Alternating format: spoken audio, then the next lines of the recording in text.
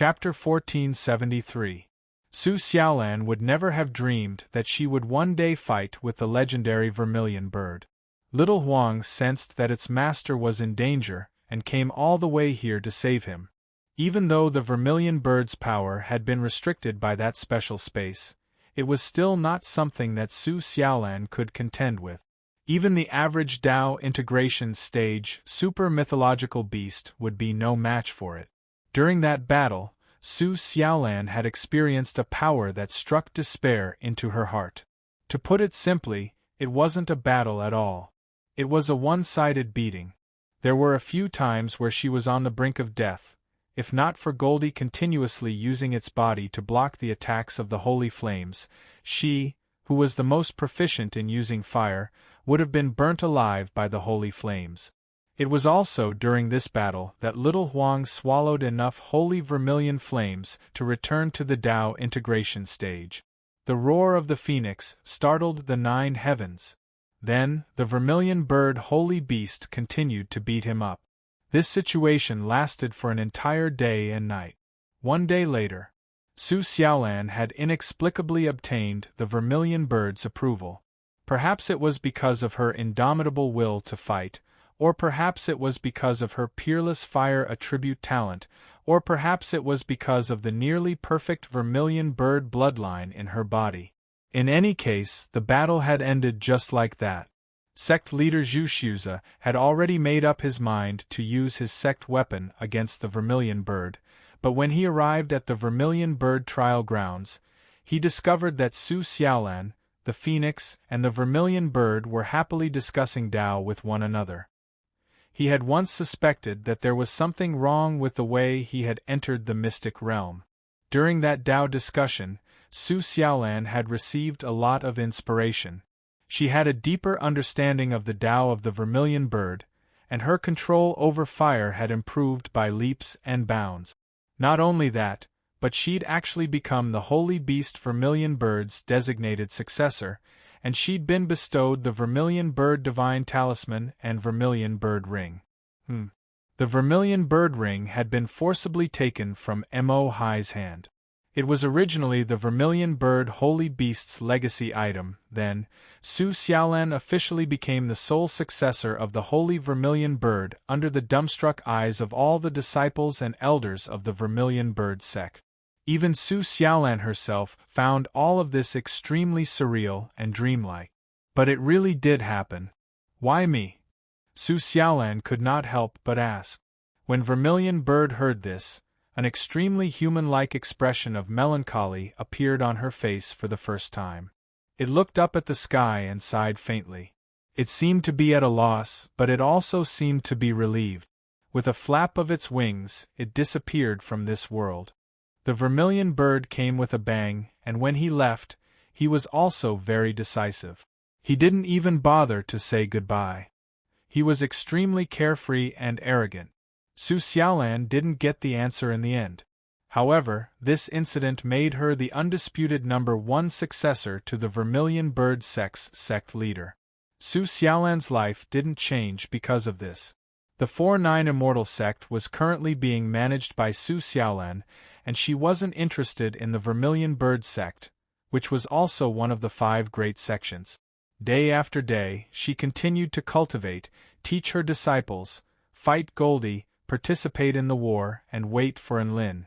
Training, teaching disciples, fighting Goldie, participating in the war, waiting for Enlin. Of course, after receiving the vermilion bird's acknowledgement and inheritance, she immediately traveled to the border of the opposite shore realm to inform Enlin of this good news. Friends, beast pets, disciples, servants, all of them came and went.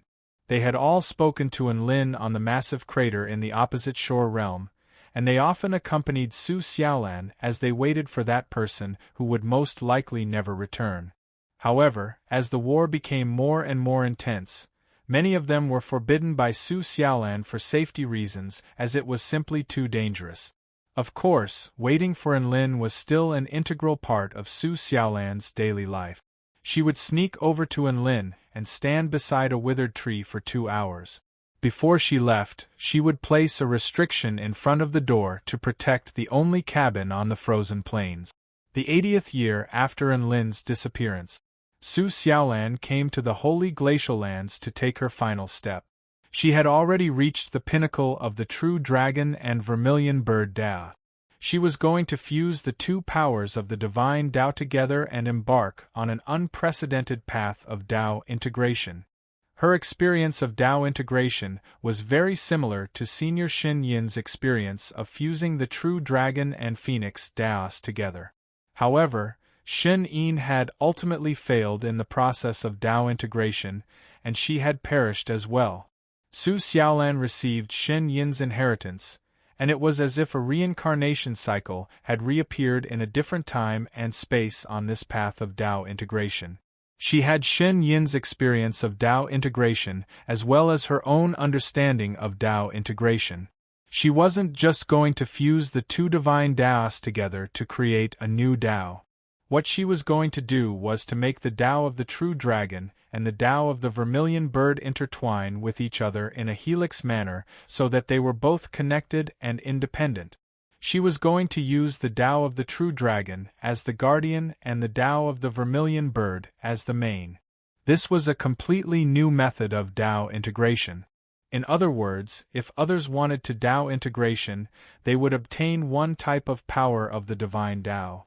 However, if Su Xiaolan were to successfully Dao integration, she would obtain two completely different powers of the divine Dao. This was no longer a simple addition. This was an absolutely unprecedented and groundbreaking feat that was even more ridiculous than Xin Yin's creation of a brand new divine Dao. On that day, a vermilion bird over 100,000 feet in length soared into the sky, scattering fiery feathers that decorated heaven and earth like flower petals. The holy glacial lands, which had been sealed in ice for hundreds of millions of years, were bathed in scorching summer flames. A true dragon roared and swam through the air, sweeping up the winds and clouds for thousands of kilometers. No living being knew who was undergoing Dao integration. Some mighty figures could sense something, but when they arrived at the location of Dao integration, they would only be greeted by the sight of a vast expanse of ravaged land. The Dao integration cultivator had already disappeared. Perhaps he had already perished, or perhaps he had already gone into seclusion. No one knew that a green figure had already arrived at the vast and lonely holy glacial lands. She looked up into the sky and announced the joyous news of her Dao integration success with a smile on her face. She was going to share this joyous news with Enlin as soon as possible. That's right, she hoped that Enlin would be the first person to know about this. Even though no one replied to her, her smile was still as warm as the sun, capable of melting 10,000 years of ice and snow. Su Xiaolan had become a hidden trump card of the 4-9 Immortal sect after her Dao integration. The heavenly human tribe and sinister spirit beast cesspool armies on the northern front had broken through the holy paradise and heavenly paradise's defensive lines and plunged into the wind plain state of the kingdom of the 9 states like a sharp knife. A goddess descended from the sky on a phoenix with more than 10,000 cultivators who had been mobilized in a hurry. They managed to block the army of hundreds of thousands of soldiers, including a divine beast and 2 Tianqi marshals, outside of the Wind Plain state. Su Xiaolan rose to fame during this battle and was revered as the divine phoenix maiden. The power displayed by the 4-9 Immortal sect was also becoming more and more astonishing to the world. A Dao integration stage battleship, Shao Tu, Shao Zhe, the divine phoenix maiden, and the phoenix, 4 Dao integration stage mighty figures, and a sect of Return to Void stage and Soul Formation stage cultivators as dazzling as the stars in the sky. A sect of this scale had become the publicly acknowledged leader of the 5 great sects of the Kingdom of the 9 States. Su Xiaolan received all types of accolades and was revered by countless living beings. However, her life was still as simple as ever. Cultivating, teaching disciples, beating up little Huang, participating in battles, waiting for Enlin. Cultivating, teaching disciples, beating up little Huang, participating in battles, waiting for Enlin, until one day she finally saw Enlin. That was the end of the story. And Lin listened to Xiaolan's 100 years. It was a very, very long story. He listened for a very, very long time. He didn't want to miss out on any of the details. It was as if he was listening, remembering, and imagining he would be able to make up for the 100 years that he had missed out on in Su Xiaolan's life. However, it was also at this moment that Lin came to a sudden realization. He had been absent for an entire 100 years, but at the same time, he was never absent. That's right, everything that happened to Su Xiaolan would be recounted to him at the place where he had disappeared. Su Xiaolan waited for Lin every single day. Lin's shadow could be seen in her life. He had never been absent for 100 years. Lin had lived in her heart for 100 years. Chapter 1474. Lin was extremely touched, but at the same time, he felt extremely guilty. He felt like he owed Su Xiaolan far too much. He had waited for an entire 100 years. Furthermore, he had waited for an entire 100 years when most people thought that he had already perished. What kind of emotion and conviction did this require? In particular, a stunning goddess like Su Xiaolan must have had countless admirers, but she had never even looked at any of them. Oh, that's right, she didn't like him either. After all, there was no other man as outstanding as him in the kingdom of the 9 states. Water cannot be compared to the ocean, clouds cannot be compared to Mount Wu. Looking back at the flowers, half fate is to cultivate, half fate is to be a lord. Lin couldn't help but recite a poem in his heart. How was he supposed to repay such an infatuated woman? Lin really didn't know how to repay Su Xiaolan. The only thing he could think of was to repay her with his body. He was just about to express his feelings when Su Xiaolan asked him about his past. Lin thought for a moment before heaving a forlorn sigh. He could only recount his painful past. So on so forth, so on so forth. Su Xiaolan listened with rapt attention. She was astonished when she heard that the rate of cultivation in that strange space was several hundred times faster than in the outside world. She was even more astonished when she heard that a day in that space was equivalent to a year in the outside world. When she heard that Lin and Xiao Chao had been tortured, tears began to flow from her eyes, and she couldn't help but hug the man before her tightly. Lin buried his head in Su Xiaolan's chest and sobbed uncontrollably as he breathed in her fragrance. 4-9 Immortal Sect.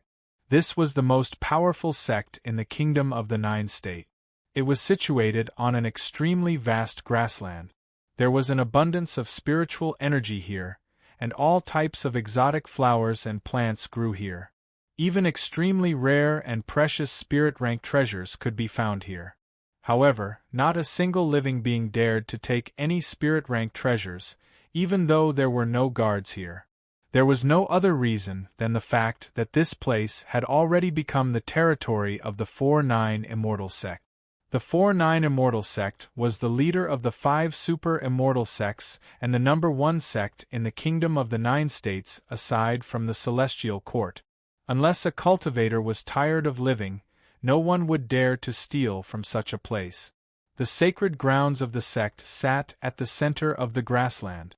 Immortal mist coiled around it while rays of light covered the sky. When looked at from afar, it was like the most ethereal and divine pearl in the heavens and the earth. Apparently, there were less than 10,000 core disciples in the 4-9 Immortal Sect, but all of them were extraordinarily talented and interesting. They didn't put on any airs and treated others like a spring breeze. Some were forthright, some were uninhibited. Of course, there were also some who were obedient and shy. There were all kinds of personalities. In addition, their appearances were also very strange. Some looked like experts, some looked like rough men in the marketplace, and some were mysterious and unfathomable. However, regardless of their personalities and appearances, as long as they were core disciples of the 4-9 Immortal Sect, even the most powerful powers on the entire Tai Chu continent would have to give them some face. This was the current status of the 4-9 Immortal Sect. It had risen to prominence in the past 100 years and was as dazzling as the sun. No power on the Tai-Chu continent dared to look down on it regardless of whether it was in terms of its top-notch combat prowess or its vast resources. Setting everything else aside, just any one of its pavilions would be able to scare a lot of people to death. For example, the Peerless Dragon Pavilion had 2 Tao integration stage super mighty figures in one pavilion. For example, the Flame Pavilion had only a dozen or so members, but the pavilion leader was the Tao integration stage Divine Phoenix Maiden. Her steed was a Tao integration stage mythological beast Phoenix, so who would dare to mess with her? For example, the Purple Star Pavilion possessed a Tao integration stage weapon of mass destruction. Not only was the Starfire battleship unrivaled, but all of its advanced technology struck fear into the hearts of all living beings on the continent. Sometimes, enemies wouldn't even get to see the pavilion before they were blasted into oblivion. For example, the mysterious and unfathomable Realm Pavilion. No one had been able to keep track of how many powerful beings there were in the Realm Pavilion. All they knew was that all of the powerful beings that emerged from the Realm Pavilion were very unfamiliar, and they were extremely powerful and had an endless supply of them. For example, the Snow Pavilion, which had the most beautiful women in the entire continent. The Snow Maidens had all been recruited by the 4-9 Immortal sect, so their combat prowess was extremely fearsome. For example, the Blood Pavilion, which was also known as the Little Dark Marshlands. Even though their Tao integration stage super mighty figures couldn't compare to the Dark Marshlands, their Return to Void stage mighty figures were more than enough to crush the Dark Marshlands. There were even people who claimed that as long as the Blood Tribe Emperors didn't intervene, the Blood Pavilion would be able to raze the Dark Marshlands to the ground. This was definitely not an exaggeration. Within the Blood Pavilion, there were a total of 8 mighty figures at the Return to Void pinnacle stage. Tobias, Cassidy, Merlin, Blair, Jean Ling, Jean Yao, Ada, and Jessie. Which one of them wasn't a powerful being who was renowned across the entire continent? Apparently, the pavilion leader of the Blood Pavilion, Tobias, was showing signs of progressing to the Tao integration stage. As for the other pavilions, they were also thriving, and they were most likely going to perform even more spectacularly in the near future. Right now, war had swept across the entire Tai-Chu continent. The human race was on the brink of extinction, and the rise of the 4-9 Immortal sect had undoubtedly given the human race and the heaven-crushing sect new hope. That's right, the human race needed a hero in this war. The Celestial Court was the final bastion of faith for the people, and the 4-9 Immortal sect was a hero who brought them boundless hope. The rate at which the 4-9 Immortal sect was progressing was simply far too fast, and they could see hope in their immeasurable potential. However, it was precisely such a sect that was filled with legendary colors. The position of sect leader was still vacant. It wasn't that it was vacant, but it had always belonged to that man, the man who had created countless legends 100 years ago. That man was already dead, but he still held the position of sect leader. The Divine Phoenix Maiden was only a representative of the sect, not the true sect leader. Most living beings were unable to comprehend this situation. Some people felt like the 4-9 Immortal sect was unwilling to face reality, while others felt like the 4-9 Immortal sect was blindly worshipping the sect. In any case, they felt like there was no need for the 4-9 Immortal sect to remain vacant. They needed a true hero to sit on that throne and lead them into battle. Among the prodigies of the 4-9 Immortal sect, the person who everyone wanted the most to ascend to the position of sect leader was none other than the Divine Phoenix Maiden, Su Xiaolan. In terms of aptitude, she had reached the Tao integration stage within 100 years, and no one in the Kingdom of the Nine States could compare to her. In terms of power, she was definitely the #1 female cultivator in the Kingdom of the Nine States. In terms of battle record, she was the #1 goddess of slaughter in the Kingdom of the Nine States. Over the past few decades, she had slain over 1 million powerful beings. Most importantly, after her Tao integration stage appearance, she was riding atop a mythological beast, a phoenix, and everyone was extremely envious of her. It could be said that she was the #1 cultivator in the Kingdom of the Nine States in terms of glamour and image. With so much glory, if Su Xiaolan were to officially become the sect leader of the 4-9 Immortal sect, no one in the Kingdom of the Nine States would object. However, she had vetoed all of this. Right now, Su Xiaolan was holding the hand of the true sect leader of the 4-9 Immortal sect as they hurried toward the sect. Chapter 1475. At the 4-9 Immortal sect, a pair of majestic divine pillars stood on either side of the gate. There was a plaque in the air with the words 4-9 engraved upon it. The words were shimmering with light and vibrant colors, and they seemed to be imbued with a transcendent power that could pierce through all things. There seemed to be a new core disciple joining the 4-9 Immortal sect. Sun Yulua was currently leading a dozen or so newbie disciples on a tour of the 4-9 Immortal sect. Sun Yulua was an extremely renowned sword immortal among the younger generation of the Kingdom of the Nine States. He had already reached the Return to Void stage at such a young age, and he possessed the Blue Dream Ancient Sword, which had nurtured a spirit. Countless cultivators were envious and revered him both in terms of power and potential. A group of core disciples surrounded Sun Yulua and chattered among themselves. Sun Yulua pointed at the plaque with a smile. The words on this plaque were written by the #1 adorable pet of the 4-9 Immortal sect, Master Shuizhantian, and they are imbued with a lofty intent realm of defiance against fate. Oh! All of the newbie disciples let loose cries of surprise. So it was written by the adorable and ferocious Shuizhantian? That's awesome! A female disciple stared at the plaque with reverence and anticipation in her eyes. She had only seen Shuizhantian in the newspaper, but she had never seen him in real life. She really wanted to hug that adorable pet soon. However, he was an elder of the sect, while she was only a disciple. The disparity between the two of them struck her with fear.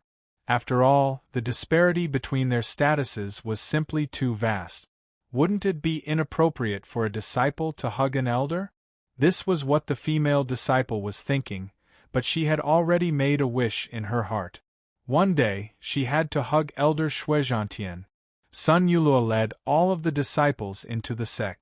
Rich vital energy enshrouded their bodies as soon as they entered the sect, as if it were cleansing every single corner of their bodies.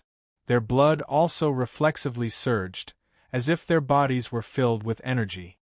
Every inch of this land was created by the #1 architect of the Tai Chu continent, the Grandmaster Construction Cultivator and Holy Lord Tian Hua, and they were both serious workers. The sect can gather the power of the veins of the earth and the stars on the ground, and the level of vital energy and spiritual aura is at the pinnacle of the Kingdom of the Nine States. The natural scenery is spectacular, and there are countless tall and majestic buildings.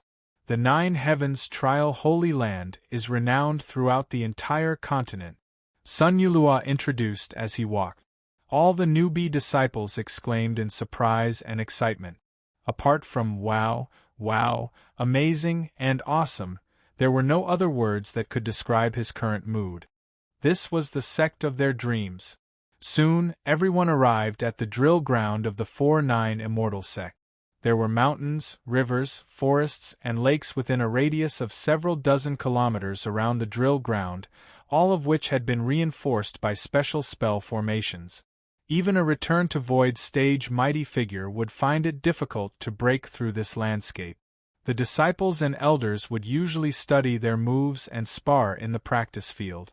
Protecting the environment is everyone's responsibility. If someone were to practice in other parts of the sect and blow up a building or a mountain, they would be locked up in the detention room. Look, it's the little white dragon, Sun Xiaodai. She really is, as the rumors say, hard and soft at the same time, beautiful and alluring. Even the dragon horns on her head are so cute. A male disciple said excitedly. That's Bai Yao from the Man Pavilion, right? In the Fox clan, she's the most beautiful fox woman I've ever seen.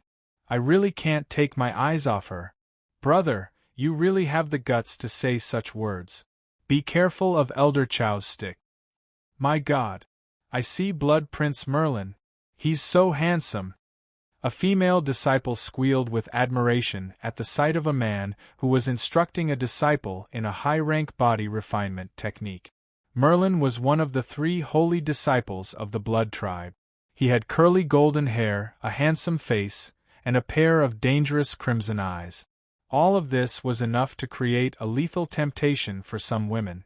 Sun Yulua merely gave a knowing smile in response to the female disciple's infatuation. Merlin was very handsome, but there were many handsome men in the sect. Xiao Zhe was youthful handsome, Xianyuan Cheng was graceful handsome, Ning Rik was ruffian handsome, Chu Ming was intelligent handsome. He was sure that these infatuated female disciples would soon develop an immunity to all kinds of handsome men. The core disciples of the older generation were the best proof of this. When they walked around the continent, whenever they saw someone trying to act cool, they would sneer at them and silently curse them for being crooked. There was no helping it. There were all kinds of handsome men in the 4-9 Immortal sect, so they had developed an immunity to them. After passing through the drill ground, the newbie disciples saw many renowned figures. They couldn't take their eyes off of them. Sun Yulua led them to the center of the drill ground, where a statue stood. The statue was of a man. He wasn't all that handsome. He held an inky black longsword in one hand, and golden lightning revolved around the tips of his fingers on the other. He didn't look like anything special from the statue. However, all of the newbie disciples' expressions shifted slightly. They had studied the history of the 4-9 Immortal sect, and they knew that this statue belonged to an important figure. Sun Yulua stared at the statue with a melancholic expression, as if he was reminiscing about the past. A smile appeared on his face after a short while. This man is the only person you have to pay your respects to upon entering the sect. He has many legendary feats. He once wreaked havoc in the Blood Tribe Holy Land, defeated representatives of the Heavenly Tao on many occasions, and saved the entire Snow Maiden race. He also has many titles, such as the Tamer of Divine Lightning, the Super Heavenly Lightning God, the Lord of Transcendence, the Celestial Court's Chef God, the Celestial Court's War God, but here, he only has one identity, and that is the founder of the 4-9 Immortal sect, the one and only sect leader of the 4-9 Immortal sect, Sect Leader Unlin. All of the disciples looked up at the statue with solemn expressions, and their expressions were either filled with sorrow or reverence, but the only thing that remained constant was the reverence in their hearts. To be able to create such a mighty sect, how could their sect leader be ordinary? With this in mind, all of the disciples extended their bows. Disciple Tao Manman, Meng Wei, Su Siqing. We pay our respects to sect leader Unlin. May the sect leader's spirit in heaven bless our sect forever. I can't say that. Sun Yulua almost screamed with excitement upon hearing this. Do you want to be locked up in a small black room by sect leader Xiaolan? Immediately say that he's in a faraway place. The newbie disciples were frightened and immediately changed their words. May the sect master bless our sect in a faraway place, so that our sect will prosper forever. All of them knew that sect leader Enlin had passed away over 100 years ago, and even the Celestial Court had held a funeral for him. This was a fact that the 4-9 Immortal sect had always denied. Naturally, they wouldn't say much about this kind of thing. It was fine as long as they knew. Right at this moment, a crisp cry erupted throughout the heavens. The scarlet divine flame streaked across the sky like a river of flowing light as it flew into the distance. A gargantuan figure could be seen within the divine flame. The several hundred disciples on the drill ground all looked up into the sky with excitement in their eyes. It's the Phoenix. The Phoenix from the mystic realm has appeared again. It rarely moves on its own, so the divine Phoenix maiden must have returned. All of the disciples discussed with excitement in their hearts. All of the newbie disciples shuddered upon hearing this, and their expressions became even more excited as they looked up into the sky. They were extremely lucky to have the opportunity to witness the legendary mythological beast, the phoenix, as well as the renowned divine phoenix maiden. Was the number one legendary figure of the 4-9 immortal sect finally going to appear? Chapter 1476. All of the disciples and elders on the drill ground stopped what they were doing. They all raised their heads to look up at the sky in the distance. Everyone knew that the divine phoenix maiden had a phoenix as her steed. The phoenix had come out of its own accord to welcome her, which meant that the stand-in sect leader, Su Xiaolan, had returned. Not only were the people on the drill ground extremely excited. Even true nuclear celestial immortal, setting moon celestial immortal, and missing and celestial immortal were all looking into the distance with smiles on their faces. Xiaolan is always full of vital energy after speaking to Enlin, Su Qianyun said with a smile. That's right. She has a heavy burden on her shoulders, and only by talking to Enlin will she be able to do so. Even as friends, we can't really relieve her of that burden. Xian Yuanqing heaved a forlorn sigh. Master's wife will be the happiest person in the world when Master returns. Yi Ling's eyes were filled with determination as she looked into the sky in the distance.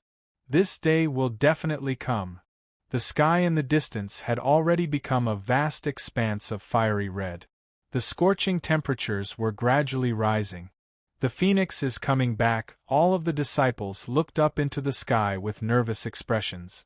A pair of dazzling crimson wings spread open as flaming feathers danced in the air like flower petals. The regal and awe-inspiring phoenix flew over from the distance with an azure figure on its back. In this world, the only person who had the right to stand on the phoenix's back was that legendary woman. Countless disciples and elders were struck by a sense of awe and veneration upon seeing that figure. All of the newbie disciples looked up into the sky with scorching light in their eyes. The divine phoenix maiden was the stand-in sect leader of the 4-9 immortal sect. She was the idol of countless female cultivators, and countless male cultivators were infatuated with her but didn't dare to approach her. She was about to appear before everyone. The phoenix didn't carry the divine phoenix maiden back to the sect leader's pavilion. Instead, it flew toward the drill ground, and it looked like it was going to land on the drill ground. This caused the disciples who were cultivating to be extremely excited, and they immediately took the initiative to vacate a piece of empty space. The flames on the phoenix's body began to dissipate, revealing a perfectly proportioned body that glowed with divine light. It was majestic and incomparably beautiful. However, at this moment, everyone's gazes turned to its back. After the flames dissipated, the figure began to become clear. Is she the divine phoenix maiden? It's so beautiful. Something's not right. Why are there two people? Hiss. It's true. When the disciples looked at their acting sect master with reverence, they suddenly realized that there was also a white figure beside her. Following that, an extremely shocking scene appeared. The divine maiden, who was hailed as the number one female cultivator in the Kingdom of the 9 States, was currently holding onto a man's arm with a sweet smile on her face. It wasn't just the disciples who had never seen such a scene before. Even the elders present had never seen the goddess in such a state. This, our acting sect master, is actually holding a man's arm? The divine phoenix maiden has someone she likes? Impossible. The divine phoenix maiden is a supremely talented woman, who in the Kingdom of the 9 States is worthy of her. Everyone stared at the scenes unfolding before their eyes with shock and confusion, as if their eyes were playing tricks on them. The undisputed number one goddess in the hearts of countless people, the otherworldly goddess, was now holding another man's hand intimately. There was a gentleness on her flawless face that had never appeared before. This scene was simply too shocking. Wait. Why does he look so familiar? A newbie disciple rubbed his eyes as he looked at the statue beside him, then at the man standing not far away. Sun Yulua's mouth gaped open, and his mind was in a complete mess as he stuttered. There are a lot of new faces here. The white-robed man leaped down from the phoenix's back with a warm smile on his face. The divine phoenix maiden followed behind him with a dainty smile, and she held onto the man's arm in a very natural manner while pointing at the statue with her other hand. This is the statue I carved for you. What do you think? TSK, TSK, TSK. Are you ugly? I feel like I should be even more handsome. Su Xiaolan glared at the man with a disdainful expression. Shameless. The two of them continued to flirt with one another. All of the surrounding disciples were completely dumbstruck and deathly silent. Only then did the man realize that something was amiss, and he turned to all of the disciples with a smile. Hello everyone, I've discovered many new disciples. Allow me to introduce myself. My name is Sword Immortal Enlin. A heart-wrenching roar erupted.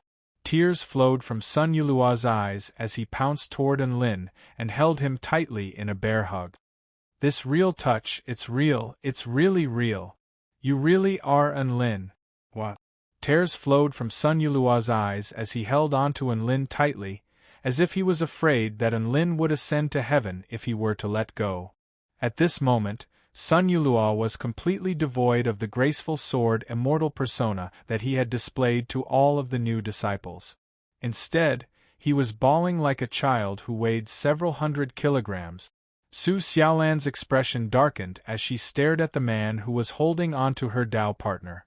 She really wanted to burn him to ashes. However, before she had a chance to do anything, Sun Yulua was kicked aside by a black boot.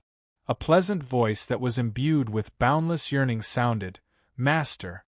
Enlin felt the burly man in his arms fly away amid a wail of anguish. Immediately afterward, a fragrant scent wafted toward him, following which a soft and exquisite body crashed into his chest.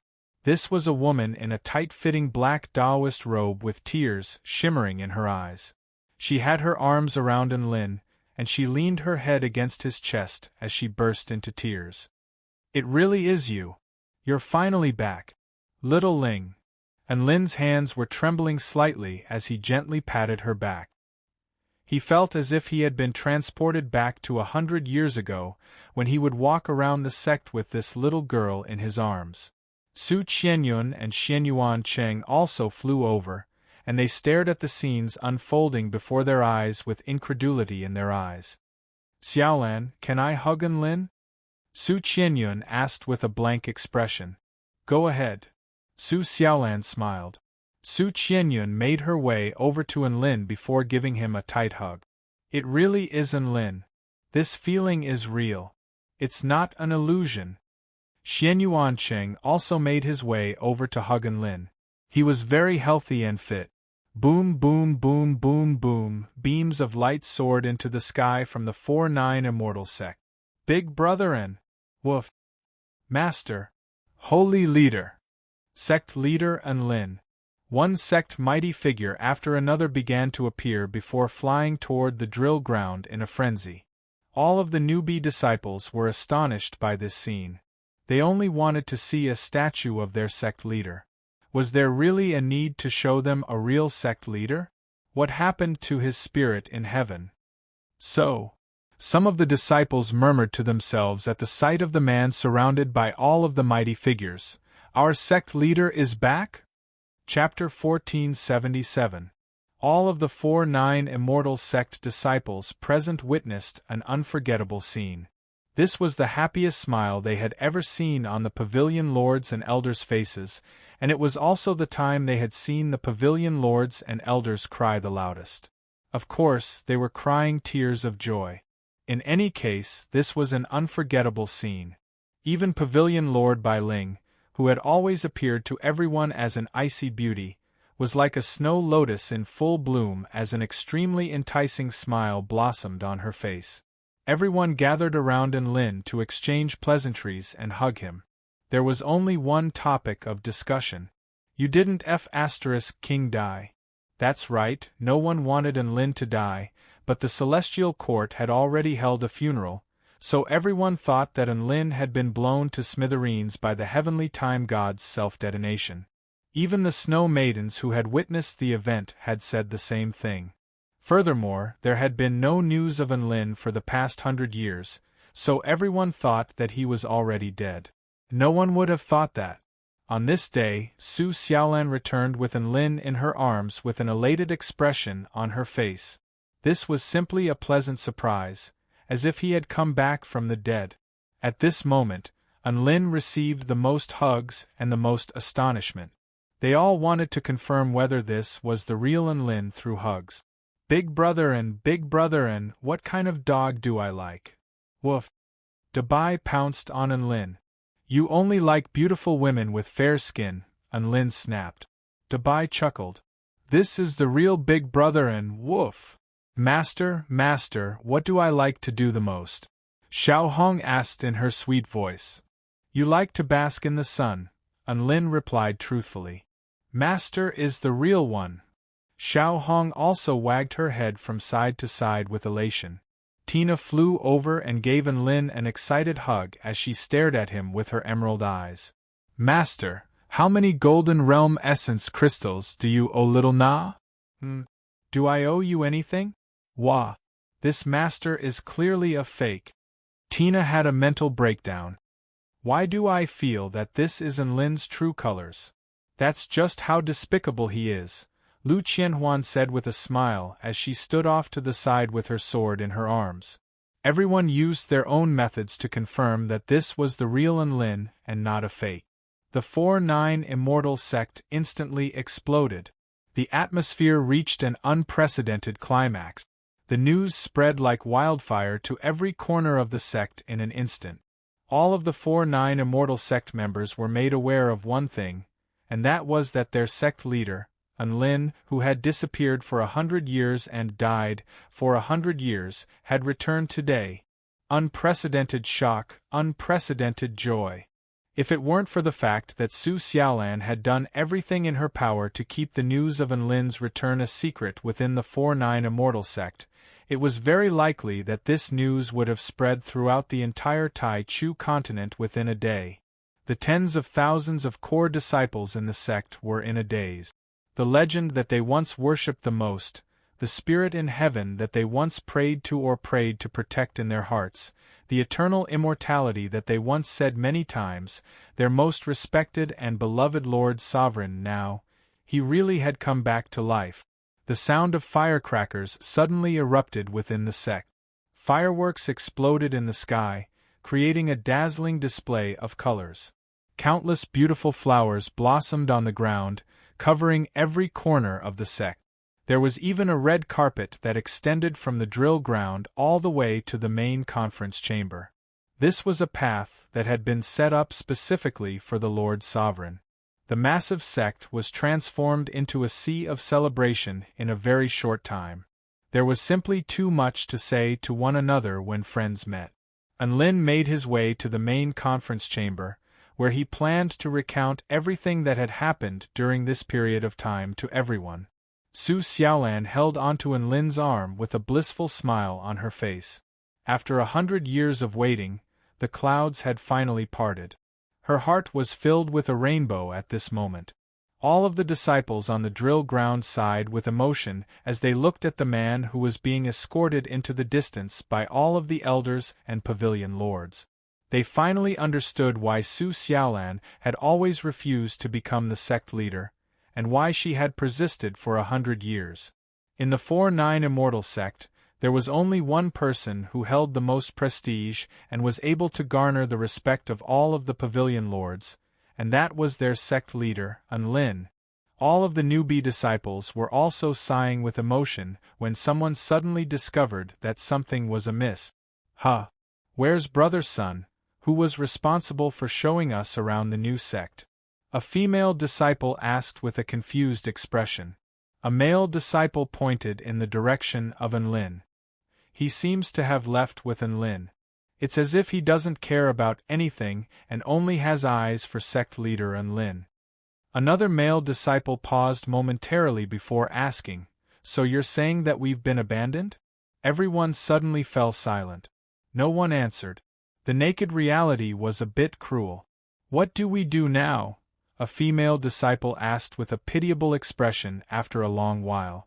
Another long period of silence ensued. Even Sun Yulua had disappeared, and they were in complete despair. Meanwhile, on the way to the conference chamber. Big Brotherin, I'm already a return to void stage dog now. I've also received the title of White Wind Divine Dog, woof. Dabai looked at Enlin with a smug expression as he wagged his snowy white tail. The advancement of the realm did not change its cute and wretched appearance, could not raise its level of coolness. Master, Little Ling is also very powerful now. I'm also a return to void stage super mighty figure. Yi Ling hurriedly spoke as if she was afraid that she would receive too little praise. She didn't forget to glance at Dabai as she spoke as she latched onto Enlin's sleeve. At this moment, this goddess of death, for the first time, revealed the appearance of a little girl using Do Chi. I've heard about all of you from Xiaolan. I have to say, all of you are very powerful. Enlin couldn't help but sigh with emotion as he patted Yi Ling's head with a faint smile. Especially you, missing and celestial immortal. You are a top prodigy of the new generation in the celestial court and even the kingdom of the Nine State.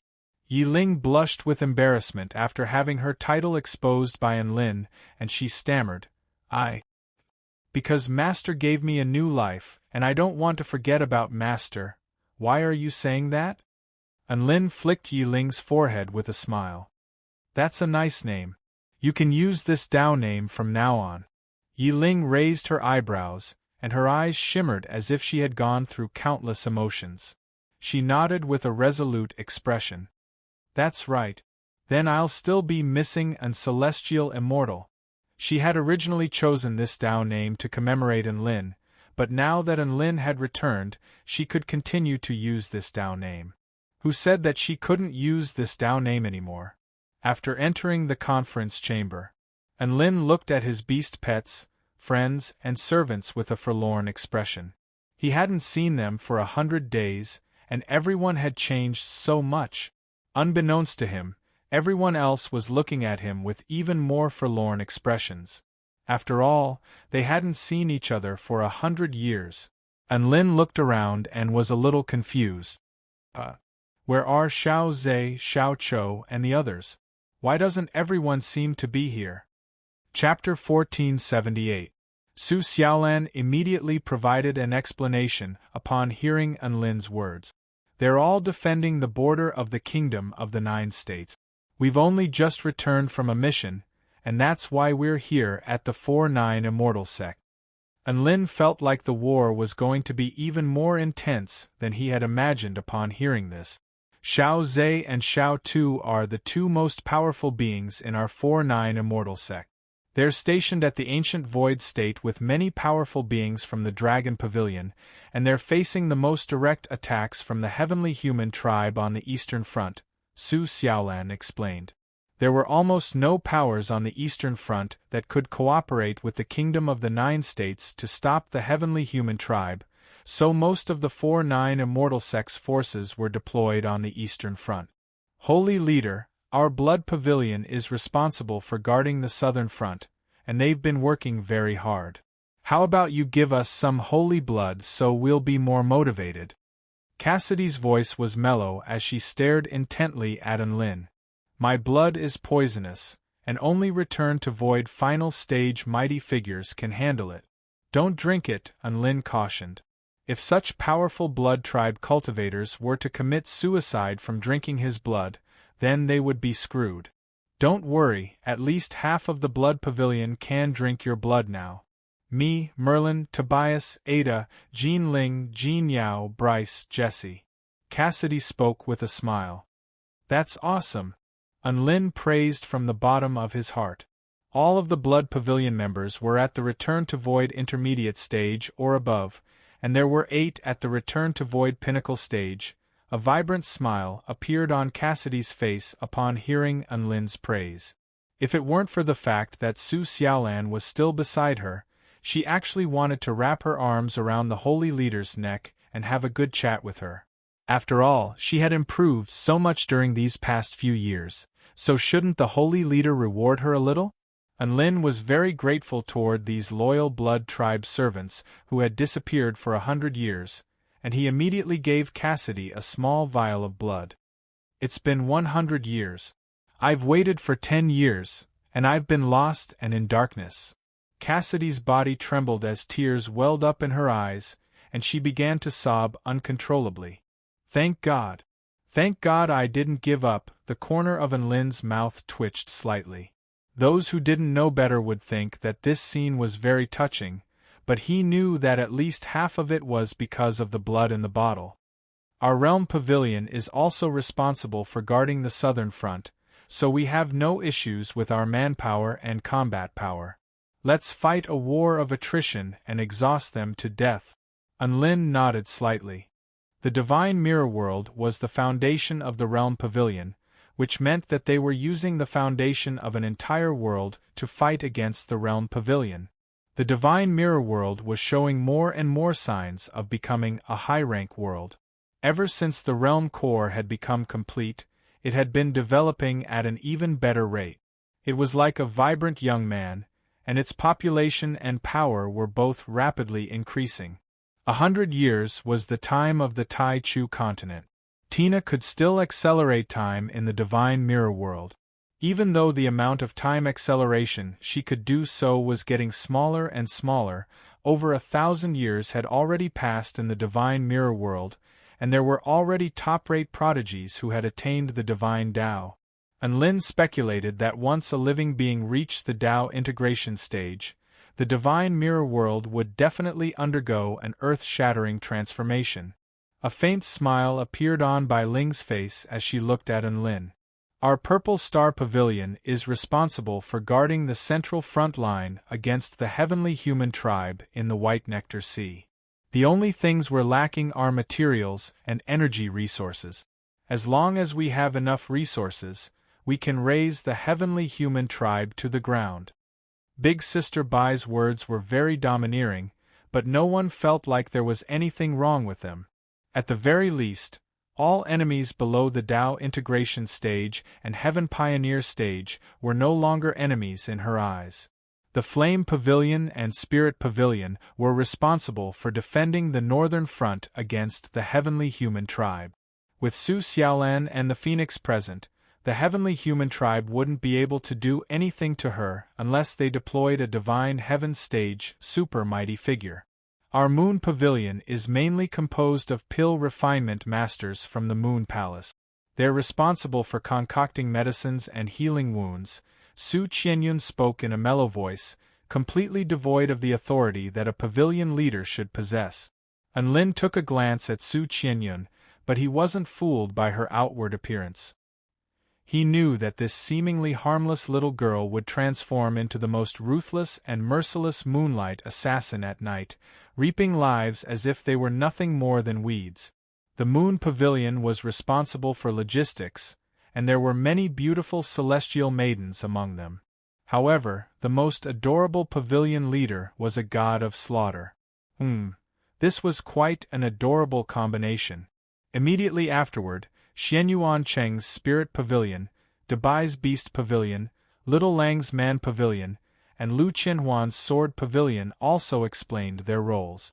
What was worth mentioning was that the Snow Pavilion, which was comprised of the entire Snow Maiden race, had all rushed to the front lines of the Gem State to fight against the Blood Tribe army.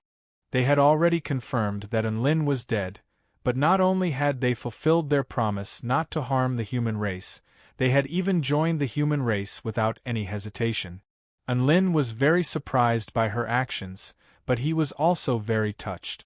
The Snow Maiden's loyalty and righteousness had also greatly improved the impression the humans of the Kingdom of the Nine States had of them. At the very least, they weren't doing anything to discredit the Snow Maidens. In fact, they were wondering if the Snow Maidens were treating them too well. Enlin could actually understand how the Snow Maidens thought. After interacting with Shangguan Yi, he knew that even though the Snow Maidens were generally cold and aloof, their hearts were as clear as ice, and they were a race that could clearly distinguish between kindness and hatred. Enlin had sacrificed his life in exchange for the survival of their entire race, so they could also use their lives to repay Enlin's debt. The sect leader, who had returned after 100 years, had finally sorted out the entire sect. Immediately afterward, all of the pavilion leaders and elders looked on with anticipation in their eyes. Enlin recounted his experiences.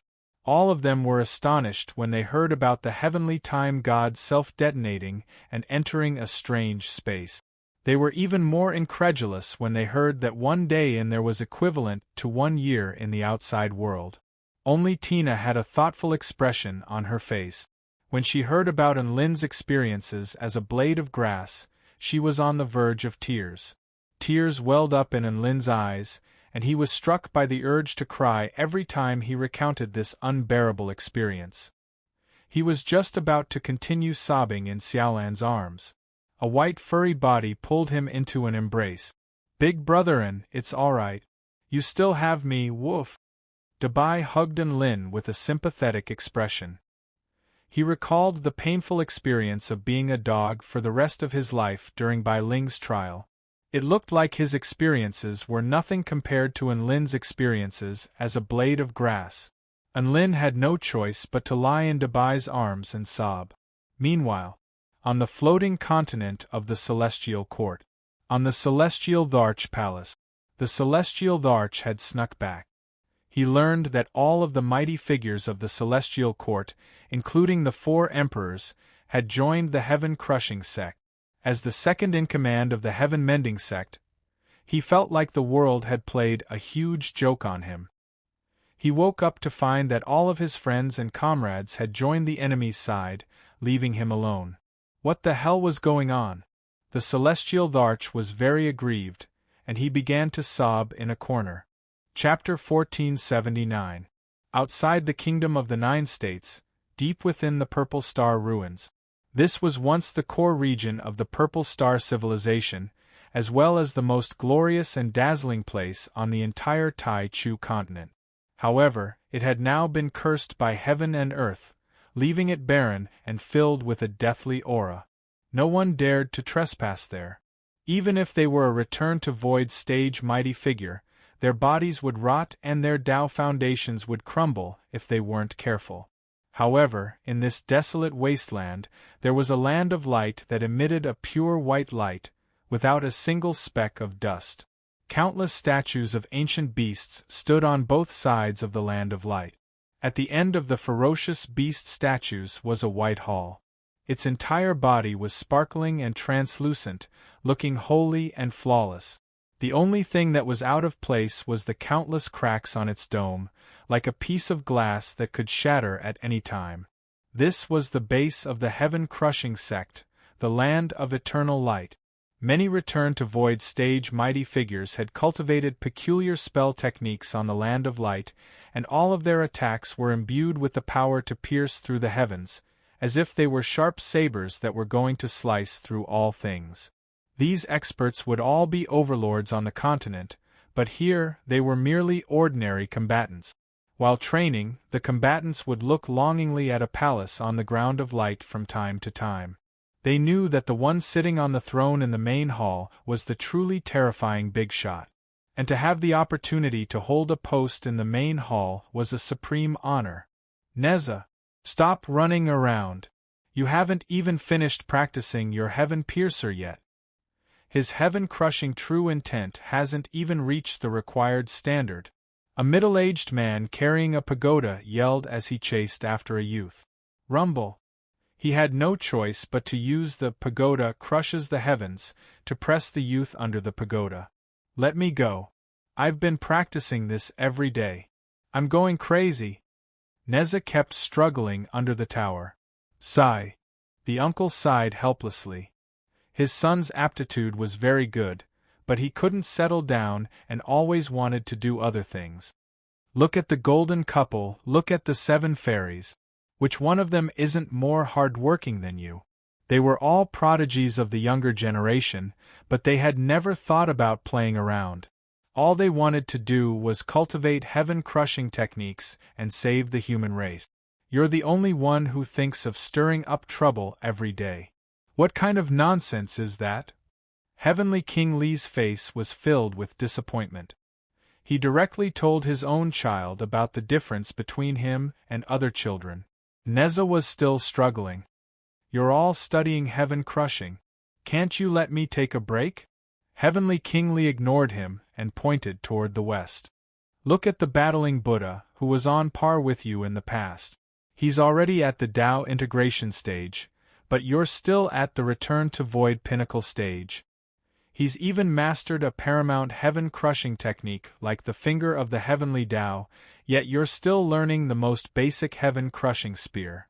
Neza, the poor child, finally gave up struggling. If he continued to struggle, Heavenly Kingly would probably use other people's children to torture him. In other novels, only the protagonists wanted to defy the natural order, but here, everyone in the Kingdom of the Nine States wanted to defy the natural order. All return to void stage mighty figures were cultivating heaven-crushing technique. The heavenly Tao was very flustered. Representatives of the heavenly Tao had far fewer opportunities to show themselves in battle than before. This was because as soon as they appeared, they would be captured by a bunch of crazed heaven-crushing sect powerful beings to try out the effects of their heaven-crushing technique. Wasn't it all for this day? In the land of eternal light, aside from a few dozen return-to-void stage mighty figures who were diligently cultivating heaven-crushing techniques, everyone else was fighting on the front lines to protect the human race. Not only did the heaven-crushing sect have powerful beings from all over the continent, but it also had powerful beings from almost all of the human race. The 4 super-immortal sects, the 4 emperors of the celestial court, the 9 imperials, the human race had no choice but to fight with everything they had. If the celestial court was the pillar of the human race and the 4-9 immortal sect was the hero of the human race, then the heaven-crushing sect was the sharpest sword of the human race. The only regrettable thing for the human race was that the 4-9 immortal sect didn't join the heaven-crushing sect. Due to this, the 4-9 immortal sect was still the subject of much criticism. While all of the mighty figures were diligently cultivating, a handsome youth in a brownish-yellow linen robe suddenly appeared in the land of eternal light before making his way toward the palace. All of the mighty figures were given a fright upon seeing this. This was a new face that they had never seen before. "Who goes there?" Heavenly Kingly let loose an enraged roar, and the golden pagoda in his hand exuded a vast might as he stared at the youth with a cautious expression. All of the other mighty figures also began to unleash their powers upon seeing this. It was as if they were going to kill the youth if he did anything out of line. It was very likely that this was a member of the heavenly human tribe or a representative of the heavenly Tao. A warm smile appeared on the youth's face as he looked at all of these powerful beings. He didn't display any hostility toward them, and he merely nodded slightly before continuing onward. Everyone didn't even have a chance to react. The door to the only palace in the land of eternal light suddenly swung open. A flawless female in a flowing white dress with translucent skin floated through the air. There was an expression of excitement on her face. "Mistress Shuiyan." Najah looked at the female with a hint of reverence and adoration in his eyes. Shuiyan was extremely beautiful. Ever since Najah had first laid eyes on her, he felt as if his heart had been pierced by a spear, and his heart was about to explode. She was ethereal like a celestial maiden of ice and snow. However, Shuiyan, who had always given Najah this impression, had tears streaming down her face. All of this was because of the man who had just arrived. A sense of foreboding welled up in Najah's heart. All of the powerful beings present were also extremely bewildered. They didn't dare to attack the man who was walking toward them, but they did have some speculations in their minds. Right at this moment, the ancient Dragon Empress, who was wearing a true Dragon Emperor robe, also stood outside the door with a wide smile on her face. She was bowing her head slightly, and it looked like she was going to welcome that man. This time, all of the mighty figures present were astonished. The ancient Dragon Empress was already the second most revered super mighty figure in the heaven-crushing sect. Who was this man who had the right to make her bow to him like this? A man with a demonic horn on his head, a pair of crimson eyes, and a wine gourd hanging from his waist also walked out.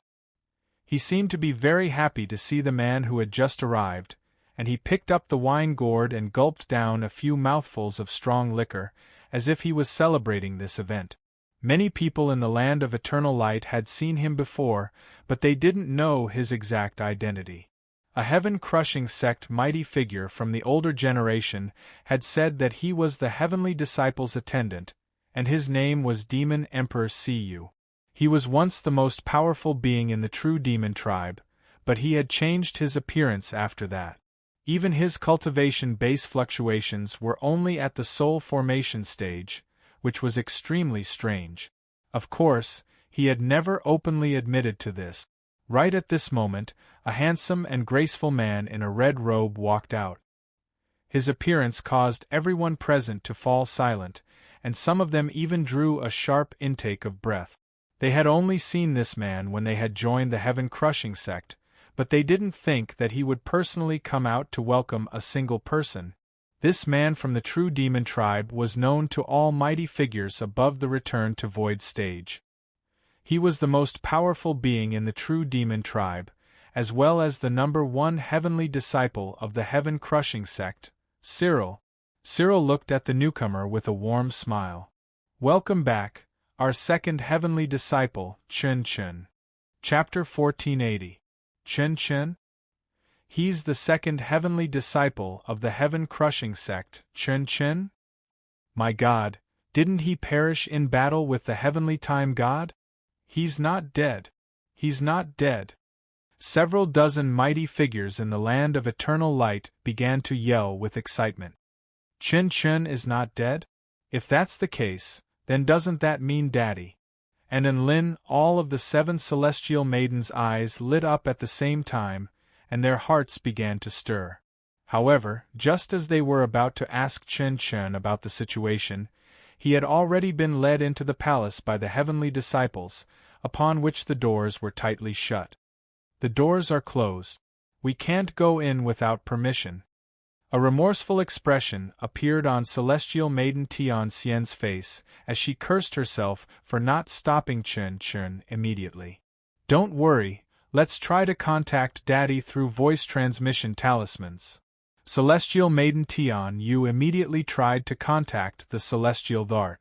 However, all of the Celestial Maidens called several times, but no one picked up. Just like in the past 100 years. Could it be that Chen Chen is the only one who managed to escape? Tears welled up in Celestial Maiden Tian Shou's eyes. What she didn't know was that the Celestial Dharch was sobbing in a corner of the Celestial Dharch pavilion and was in no mood to pick up her voice transmission talisman. "Oh, right, we can try to contact Enlin. He was on a mission with Daddy. If he's still alive, he might be able to find out where Daddy is." Celestial Maiden Tian Yu thought of that B*****. All of the Celestial Maidens immediately began to dial Enlin's voice transmission talisman. They were extremely uneasy, and they could even hear each other's nervous heartbeats. At the same time, Enlin had just concluded a meeting and was in high spirits, preparing to do something big when his voice transmission talisman lit up. It's the piggy bank girl's voice transmission talisman? Enlin was extremely excited, thinking that she was going to give him money. He almost picked up the voice transmission talisman, but his hand faltered. "No, I'm still a dead man. I still have to take advantage of the information gap between us and the enemy. How can I expose that I'm still alive?" Enlin didn't feel like this was the time to expose himself. Even though he didn't think Lin Junjun was a blabbermouth, it was always better to keep his identity a secret. After all, the walls had ears. He thought about it and decided to ignore it. The voice transmission talisman lit up a few times before finally dimming down. In the land of eternal light, the 7 beautiful celestial maidens had tears in their eyes. Their voice transmission talismans were unable to reach them, and they were so sad that they were on the verge of tears. It was a painful feeling of hope being rekindled and then extinguished. Never would Enlin, who was far away at the 4-9 Immortal sect, would have thought that a phone call he couldn't be bothered to pick up would make the 7 celestial maidens cry. At the same time, inside the only palace in the land of eternal light, the heaven-breaking glazed palace, Chen sat on his throne. There were only 4 seats in the entire heaven-crushing glazed palace, and all the other members were standing. Even the Tao integration stage super mighty figures were no exception. Cyril, Chen, and the ancient dragon empress took their respective seat. The man with a wine gourd around his waist was extremely beautiful, and the 6-winged woman from the Light Wing clan stood beside the 3 emperors like guards. There was another empty seat. It was waiting for someone. Aside from them, there were also 5 other Tao integration stage super mighty figures present. Of course, this wasn't the full strength of the heaven-crushing sect. After all, a large portion of the heaven-crushing sect's forces had already been deployed to the Kingdom of the 9 States and the Western Paradise. However, this was also the most powerful force of the heaven-crushing sect, as the heavenly disciples and their servants were all present. Chen, I've always believed that you're still alive. How could a mere heavenly time god kill you? Cyril spoke first with a smile on his face as he looked at Chen. Chen smiled faintly and didn't say anything. His expression was still as calm as ever. It's been a whole 100 years. What on earth have you been through? Shuiyan looked at Chen with a concerned expression. However, her hands didn't stop as she smoothly brewed a pot of hot tea for Chen. The ancient dragon empress, Cyril, and the other Tao integration stage super mighty figures all turned to look at Chen with curiosity on their faces. Chen took a sip of tea. It's been 100 years for you, but it's only been 100 days for me. Everyone erupted into cries of surprise upon hearing this. Immediately afterward, Chen recounted what he had experienced in that strange space. All the living beings exclaimed in astonishment upon hearing this. Cyril also felt like this was quite novel. That space is probably the place closest to the essence of the heavenly Tao, right? You should have spent more time researching there. A day in heaven is a year on earth. I'm afraid that if I spent any more time researching there, the Tai Chu continent would have disappeared, Chen said in a calm and honest voice. Cyril was left speechless upon hearing this. In reality, there really wasn't much time left for the Tai Chu continent. However, there's one thing that's not bad. You've obtained Enlin's friendship. Cyril suddenly smiled. A smile appeared on Chen's face upon hearing the mention of Enlin. Indeed. The ancient dragon empress stared at the two of them with a blank expression. She didn't know why they were so happy. Could it be that in comparison to successfully escaping after being trapped for 100 years, Enlin's friendship was more important? Is there something that I don't know about? The ancient dragon empress felt an indescribable sense of injustice as she looked at the happy Cyril and Chen. They were both heavenly disciples, but why was there such a huge disparity between them? She had slain the heavenly speed god and was proficient in most of the heaven-crushing techniques. What secrets did Enlin have that she couldn't know about? With this in mind, she became more and more interested in Enlin. All of a sudden, Chen's voice transmission talisman lit up. He pulled out his voice transmission talisman from his storage ring, and his eyes lit up as an expression of excitement appeared on his face for the first time. It's Enlin. Enlin has contacted me of his own volition. A warm smile appeared on Cyril's face as he looked at the third empty seat, then at the voice transmission talisman in Chen's hand. Hurry up and answer it. The heavens are not to be trusted. If we want to survive, we can only rely on ourselves. Mr. Enlin, you've finally thought things through. The true demon beside Cyril chuckled before taking another swig of wine with elation. Chen picked up the voice transmission talisman with a friendly and benevolent expression. Hello, Mr. Enlin, what can I do for you? Is he going to join the heaven-crushing sect? Hello, senior student Chen. Enlin's friendly voice sounded from the other side of the voice transmission talisman. Can you teach our 4-9 immortal sect the techniques of the heaven-crushing sect for the sake of the human race? Chun Chun was elated. Mr. Enlin, I'm very happy that you've finally thought things through. The 4-9 immortal sect was an extremely powerful sect. If the 4-9 immortal sect could join them, the heaven-crushing sect would be like a tiger that had grown wings. You've thought things through? Enlin was dumbstruck for a moment before coming to a sudden realization.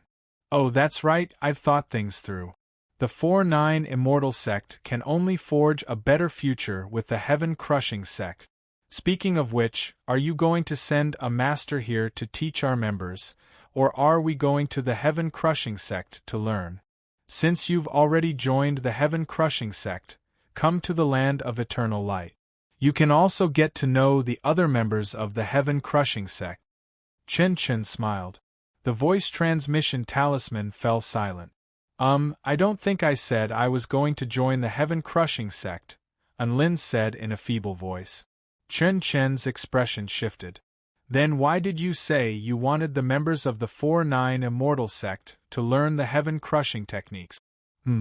What I meant was, for the sake of the human race, can the heaven-crushing sect teach the mighty figures of our sect the heaven-crushing techniques?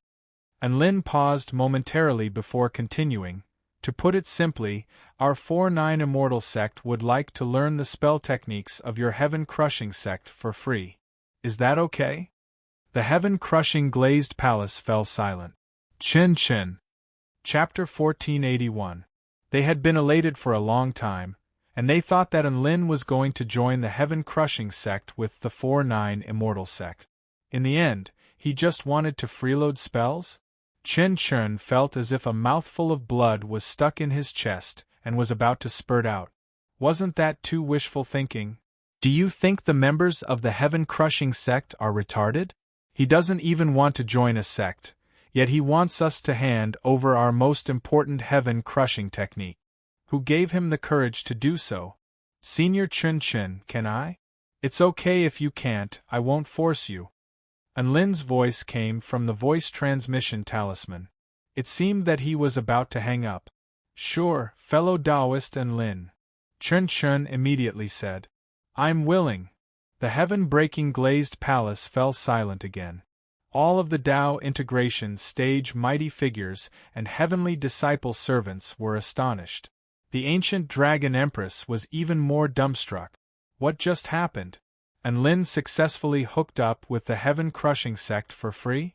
Was this still the mysterious and indifferent Emperor Chen Chen that they knew? Cyril was the only one who smiled and nodded lightly, as if to say, well done. Haha, thank you so much, senior student Chen Chen. I thank you on behalf of the entire 4-9 immortal sect and the entire human race. Enlin spoke with excitement. You're welcome. As long as you're happy, Chen Chen said. Then who will teach our sect students? Enlin asked curiously. The ancient dragon empress. She's mastered her heaven-crushing techniques very well, and she's mastered them systematically, so it's very easy to teach. Chen Chen smiled. Huh? That dragon princess who shed tears of blood at the slightest provocation? Enlin seemed to be astonished. The ancient dragon empress face convulsed upon hearing this, but she forced herself to maintain a dignified facade. Yes, that's her. Chen Chen didn't deny it and then said, if you're not satisfied, I can also personally come to your house to serve you. Ancient dragon empress. Shui Yin, all the Tao integration stage mighty figures. There's no need. There's no need to trouble senior Chen Chen. I'll listen to your arrangements. Enlin seemed to be very happy. His tone was especially light, as if he didn't realize that there was anything wrong with this method of communication. However, in the eyes of the other super almighties, this conversation was like the collapse of the world and the collapse of their personas. It gave them an indescribable impact. Was this still the Chen Chen they knew? Or was this still the Enlin they knew? Chen Chen had actually become so easygoing in front of him? He was the second heavenly disciple of the heaven-crushing sect. The two of them chatted for a while longer before reluctantly hanging up the voice transmission talisman. Chun Chun turned toward the ancient Dragon Empress with a serious expression. Ancient Dragon Empress, you have a rather important mission. The ancient Dragon Empress massaged her brows. All right, I know. He's teaching the 4-9 Immortal sect the heaven-crushing lineage spell techniques, right? It was easy to talk to smart people. Chin Chin nodded and said, That's right, and don't hold back. Teach them as many as you can. They will be a great help to our plan. The ancient Dragon Empress looked up at Chun Chun. Can I ask you a question? Who is Enlin, and why do all of you hold him in such high regard? Of course, she wasn't asking about the identity that Enlin had revealed.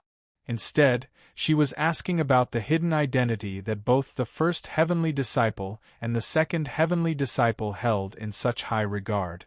Chun Chun fell silent for a moment. All of the Tao integration stage super mighty figures pricked up their ears nervously. Well, his identity is very special, and even we can't completely glean it. However, Chun Chun hesitated, as if he didn't know whether he should reveal this secret to the ancient Dragon Empress. Let me put it this way. Cyril suddenly interjected. If Enlin agrees to join the heaven-crushing sect and carry out our plan together, then our heaven-crushing sect plan's success rate will more than double. Boom. This sentence exploded in the ancient Dragon Empress' mind like a clap of thunder. She stood there in a daze, his words echoing in her mind. More than double the success rate? That's insane. The ancient Dragon Empress murmured to herself. Although she was still unclear about Enlin's identity, she finally understood Enlin's importance. Thus, recruiting Enlin was indeed an extremely important matter for the heaven-crushing sect. Cyril shook his head with a wry smile and said, It's a pity that he has to join us willingly. Otherwise, we would have used force a long time ago. A determined expression appeared on the ancient Dragon Empress' face. I'm willing to go to the 4-9 Immortal sect and teach them everything I know, in order to increase Enlin's impression of us. Chun Chun and Cyril nodded in satisfaction. He had grasped the key point so quickly. This child is worth teaching, 4-9 Immortal sect. Enlin, who had ended the voice transmission, had already told the good news to all the core members. He immediately received a wave of 666 and awesome. Without a doubt, this was a piece of great news. All of the powers on the Tai Chu continent had to join the Heaven-Crushing sect in order to learn the Heaven-Crushing sect technique. However, the 4-9 Immortal sect was able to obtain the opportunity to learn the Heaven-Crushing sect techniques without paying anything at all. Apparently, the Heaven-Crushing sect's fourth heavenly disciple, the ancient Dragon Empress, had even provided the service to them. Wait, they did have to pay a price. For example, Enlin's face. If it weren't for the fact that this was coming from Enlin's mouth, they would never have believed that such a good thing could happen. It looks like our decision not to join the Heaven-Crushing sect without the sect leader's consent was a brilliant one. Now we have freedom and spell techniques to learn. This is fantastic. Sun Yulua smiled. There is nothing in this world that the holy leader can't do. An expression of reverence appeared on Cassidy's face. Xiaolan, do you know how important my face is now? Enlin chuckled. Su Xiaolan rolled her eyes. Look at you. Don't fall for their sugar-coated bullet. All right. Do I look like the type of human who would take the bait so easily? Enlin waved a nonchalant hand. He was in a good mood, and after taking care of this matter, he made his way toward the drill ground. Yi Ling hadn't sparred with her master for a long time, and she was itching to spar with her master. She asked Enlin if she could spar with him. Enlin was not going to refuse such an adorable disciple's request, so he immediately agreed. At the same time, he could empathize with Yi Ling's desire to display the results of her cultivation in front of her master after over 100 years of arduous cultivation.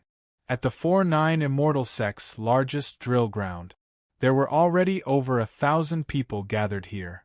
All of them were sect disciples who hadn't participated in the battle, and they were all extremely excited. News of Enlin and Yi Ling's sparring had already spread throughout the entire sect. Never in a million years would they have thought that after meeting the legendary sect master, they would have the chance to witness the sect master in action. This was a rare opportunity. They could brag about this for 10 years. The dozen or so newbie disciples who had been forgotten by Sun Yuluo were ecstatic. Wow, so the reason why senior brother Sun left us here is to let us watch the sect master fight? Thank God we didn't visit the other parts of the sect. We almost missed this opportunity. Senior brother Sun is far-sighted and has put in a lot of effort. Hurry up, sect leader Enlin is here. Hurry up and get a seat. All of the disciples yelled with excitement at the sight of Enlin in the distance. Chapter 1482. On the drill ground of the 4-9 Immortal Sect. Bai Ling snapped her fingers, and a mechanical voice reverberated throughout the drill ground. Material reinforcement, 10,000%. Chaotic cyclone energy absorption barrier activated. 99 Extreme Heavenly Sect Protection Formation activated. A transparent barrier of light enshrouded the entire drill ground. One buff after another was applied to the drill ground. In order to ensure safety, all of the disciples had retreated from the drill ground to give their sect leader some space to battle. The sun began to set. The light of the setting sun elongated the shadows of the two people on the drill ground. Enlin carried his evil-slaying sword on his back as he looked up at a young woman in a tight-fitting black Taoist robe. Yi Ling's figure was quite thin, but it was extremely well-proportioned. It could be said that every part of her body was perfect, and she was like a scenic sight even as she stood on the spot. She bowed toward Enlin with a smile on her face. Missing and celestial immortal of the 4-9 Immortal Sect, please enlighten me. Enlin smiled and also extended a salute. 4-9 Immortal Sect, Enlin. Please enlighten me. After 100 years, the master and disciple once again stood on the training field, welcoming the long-awaited sparring session. Outside the drill ground, all of the disciples had already begun to discuss among themselves. Hey, Dongzhen, who do you think is going to win between sect leader Enlin and sister Yiling? Cheng Yingxiong asked. The five-tailed female firefox rolled her eyes. How did you come up with such a retarded question? A light blush appeared on Cheng Yingxiong's face. He was only trying to find a topic to talk to Dongzhen about, but he didn't think that he would be scolded so mercilessly. It's quite clear that our sect leader is going to win. Is there any doubt about that? Gongxi Chen analyzed with an amused expression. Sister Yi Ling is extremely talented and is only at the pinnacle of the Return to Void initial stage, but she is already able to unleash power far beyond her cultivation base. However, don't forget that sect leader Enlin has once thrashed Return to Void final stage mighty figures at the Soul Formation stage.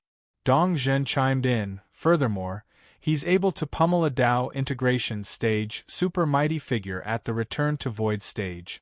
No matter how powerful senior sister is, there's no way she can do that, right? All of the core disciples of the 4-9 Immortal Sect were well aware of sect leader Enlin's glorious feat. It was precisely because there was a huge mountain like Enlin in front of them that these sect geniuses became very humble. They never felt that they were very powerful, and their mentality on the path of seeking Tao had always been neither arrogant nor rash. Little did they know that in the eyes of the cultivators in the outside world, the talents of these sect disciples were monstrous. Some of the disciples collected the sect leaders' sayings, and one of the sayings especially shocked the disciples, and that was sect leader Enlin had once said that he was just an ordinary soul formation cultivator. Look, since the sect master was being so humble, what right did they have to be arrogant? Therefore, when the disciples slayed demons and shocked everyone, when they were praised and envied by thousands of creatures, they would always say so very ordinary, I'm really a noob, and so on modestly. They were never arrogant or complacent. These humble words often shocked all living beings to the point of being speechless. For some reason, The 4-9 immortal sect's reputation was elevated once again due to the disciples' modesty. The disciples were also very happy to carry this spirit of sect leader to greater heights, on the drill ground of the 4-9 immortal sect. Cheng Yingxiong was still persevering. There are no absolutes in this world. What if the sect leader gets careless? He. Dong Zhen interrupted Cheng Yingxiong with a cold chuckle as she crossed her arms over her voluptuous chest. There's no such thing as what if. If sect leader Enlin loses, I can go on a date with you. Cheng Yingxiong's eyes widened, and his mouth gaped open so wide that an apple could fit in it. Don't think I don't know what you're thinking. I've known for a long time that you like me. If sect leader Enlin loses, I'll give you a chance, Dong Zhen said in a straightforward manner. You can do that? Cheng Yingxiong's heart thumped in his chest, and a blush appeared on his face. Things had developed like a rabid dog that had escaped from its leash, and it had already far exceeded his expectations. Thus, among the crowd of cheering sect leader Enlin on the drill ground, there was a brawny man cheering Yi Ling on. Enlin and Yi Ling stood at the center of the drill ground, and the atmosphere became more and more tense as they looked at each other. Enlin felt like a normal sparring match wouldn't be exciting enough. Thus, he suggested that Yi Ling would win as long as she could draw blood from him. If she couldn't draw blood within 15 minutes, then she would lose. Of course, he wasn't going to use his evil slaying sword, buff mystic techniques, or powers of the heavenly gods, nor was he going to use his evading turtle technique to stall for time. Yi Ling agreed without any hesitation upon hearing Enlin's proposal, and a scorching battle intent flashed through her eyes. She had finally found an opportunity to defeat her master. Yi Ling's aura suddenly transformed into a frosty and menacing one. In that instant, Enlin felt as if he had been targeted by a ferocious beast. Not only did chills run down his spine, but he was also struck by a sense of peril. Normal cultivators would most likely die before they even had a chance to sense danger. An opponent that could strike a sense of peril into Enlin's heart was a clear indication of just how terrifyingly powerful she was. "Let's go," the woman said in a crisp, mellow voice. Before Enlin had a chance to say anything, the woman's body disappeared on the spot. So fast. A black figure appeared before Enlin in the blink of an eye, and her well-proportioned legs swept out in a crescent arc toward the side of Enlin's neck like a scythe meant to reap lives. Not only that, but there seemed to be an extremely special power imbued within her leg, making it imbued with immense power and terrifying sharpness. Before the leg had even reached Enlin, the space around it had already been distorted by the terrifying sharpness. Enlin's lips twitched. Unleashing a killing technique from the get-go? If a normal return to void stage cultivator were to let their guard down, Yi Ling's kick would be able to decapitate them. But who was Enlin? He was no ordinary return to void stage cultivator. Enlin's expression remained calm as he quickly grabbed onto Yi Ling's leg. Bam! The force of the collision swept up gale force winds in a radius of 5 kilometers. If it weren't for the fact that the ground had been reinforced to the extreme by the spell formation, it would have already been shattered. You're going to make such a big move right off the bat. Be careful of your lower body. Enlin chuckled. Yi Ling's figure appeared before him. She was not flustered by the fact that her leg had been grabbed. Instead, a ferocious expression appeared on her face. Shadow manifestation. Her calf suddenly disappeared, as if her body had been cut off. It was just a shadow under the sun, but it became even darker. Enlin faltered slightly upon seeing that his hand had missed. At this moment, Yi Ling's fist had already pierced through the air, aiming straight for his head like a cannonball. Enlin slapped a palm toward Yi Ling's wrist, knocking her fist to the side. At the same time, his other hand slashed toward Yi Ling's waist like a saber. However, before his hand could even make contact with Yi Ling's slender waist, her waist had already transformed into a black shadow and disappeared, as if her body had been severed into two. What a powerful shadow manifestation technique! I didn't think you'd be able to master the shadow manifestation technique I taught you to this extent. Enlin was astonished. The shadow manifestation technique was a combination of Enlin's shadow tiger, mist immortal technique, and Little Xie's divine sword domain. At the time, he had only taught Yi Ling the basics, but who would have thought that Yi Ling would be able to master it to such an extent? His voice had only just fallen. He discovered that Yi Ling's fist was already upon his face again. This time, there were over 100 inky black fists. Chapter 1483. These punches weren't produced by the speed of the punches. Instead, there were over 100 punches, shadow fists. Enlin's expression shifted as he discovered that the punches before him were formed by the shadows beneath Yi Ling's feet. Each and every one of them was imbued with the power to shatter mountains and sink seas. The golden lotus insignia on Enlin's forehead shimmered, and his hands were imbued with the vast power of the earth, which transformed into a series of golden afterimages that crashed toward the inky black fists. Bam bam bam, one black fist after another was shattered by Enlin's hands. However, there was still a fish that slipped through the net. A small black fist pierced through his defense and heavily smashed into his chest. A tremendous force came crashing down with earth-shattering force. Enlin was forced back half a step. Yi Ling was just about to give chase when boundless golden light suddenly erupted up ahead. The terrifying power of the earth crashed toward her like a divine mountain-quaking fist. It was too fast, and it covered too large of an area. There was no way she could evade. She could only unleash a defensive ability as the black crystal encapsulated her entire body like an eggshell. Boom! An earth-shattering boom erupted. The golden fist crashed into the black energy crystal, and the crystal quickly cracked open before shattering. The fist's power didn't dissipate, and it crashed directly into Yi Ling's body. Yi Ling let loose a muffled groan as the sound of bones cracking erupted from her well-proportioned body, and she was blasted back for several hundred meters. Cries of surprise erupted from outside the drill ground. This was the first time they had seen their sect leader unleash a spell technique.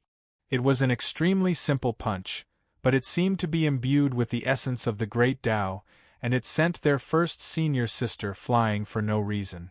However, their first senior sister was also a vicious character. After she was sent flying, her body disappeared in a wraith-like manner while she was still in midair. In the next instant, Yi Ling appeared in front of Enlin, and lightning revolved around her fingers as she thrust them toward Enlin's face. Flash thrust. Enlin dodged to the side and evaded Yi Ling's lethal attack. However, it was also at this moment that Yi Ling's torrential barrage of attacks finally erupted. Her delicate and exquisite body instantly erupted with an extremely terrifying aura. The ethereal and mysterious shadow flower transformed into a dancing black swan. Every part of her body contained a terrifying killing move. In an instant, Enlin saw countless moves, each of them fatal. Explosive fist, sickle hook, elbow to the heart. Inside Lotus Finger, Enlin instantly activated his Earth Lotus Supreme skill and countered every move that came his way. Their bodies collided, causing the space around them to crumble and shatter.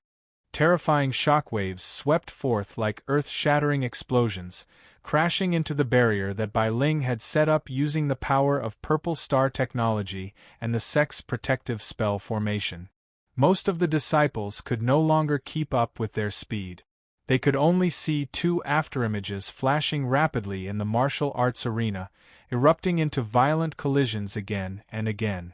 Not to mention the disciples, even some of the pavilion masters and elders found it hard to keep up. Only Cassidy, Xiaohong, and Su Xiaolan were able to see the battle clearly. The speed and power that Yi Ling was displaying were even more powerful than some return-to-void stage mighty figures who had attained the power of the divine Tao. Enlin was becoming more and more astonished as the battle progressed. He had fought the most powerful beings in the past, so he could naturally sense the level of power that Yi Ling was currently displaying. Just her body techniques alone were enough to crush Ao Meng and the likes. Each and every one of her movements was imbued with extremely intricate technique, and she was able to unleash her full power to the maximum. Her slender and exquisite body was imbued with extremely terrifying power, and each and every one of her attacks was imbued with explosive power that had transcended the limits of her body techniques and was on the level of the divine Tao. And Lin knew why Yi Ling's body techniques were so powerful. She had already progressed to the return to void stage in her 20s, and it could be said that her aptitude was the highest among all the cultivators he had ever seen. However, she had been stuck at the return to void initial stage for over 80 years. Even Lin was unable to imagine just how powerful her foundation was. 1,000 Frost Lightning. Yi Ling extended a palm, and white lightning surged like countless spirit snakes over her palm before abruptly crashing toward Lin's fist. Boom! Lightning exploded, wreaking havoc in a radius of close to 10 kilometers. A thick layer of frost and ice appeared on the ground around them, and Lin could also feel the lightning tearing through his body in a frenzy.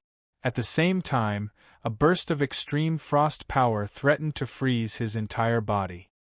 He didn't use his lightning manipulation technique to retaliate against Yi Ling, but the divine flames within his body surged violently, instantly incinerating the frost power before erupting outward.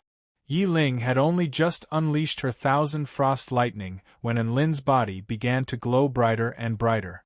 Immediately afterward, scorching energy erupted like a volcanic eruption, instantly engulfing her body. Boom! This was an earth-shattering explosion. 6 divine flames wreaked havoc in a frenzy, incinerating all things. Scorching waves of flames engulfed everything within their field of vision. Even all of the spectating disciples let loose cries of fear. Their instinctive survival instincts forced them to retreat in fear of being caught in the shockwaves of the explosion. Thankfully, Bai Ling had set up a Dao integration stage formation in advance, thereby keeping the energy from the explosion at bay. The semi-transparent barrier quickly absorbed the energy from the explosion. The chaotic cyclone energy absorption barrier is so useful. The energy from Lin and Yi Ling's battle can be used to replenish the Starfire battleship's energy source. A joyful smile appeared on Bai Ling's face. That's right, not only could this formation protect the spectators, but it could also recycle the energy. It was a free and clean energy source. Let's fight. The more intense the better. An expectant smile appeared on Bai Ling's face. All of the spectating disciples were panting heavily. All of the newbie disciples were a little dumbstruck. They had never seen anything like this before, and they were completely dumbstruck. Divine flames engulfed heaven and earth as they crashed into the barrier in a frenzy.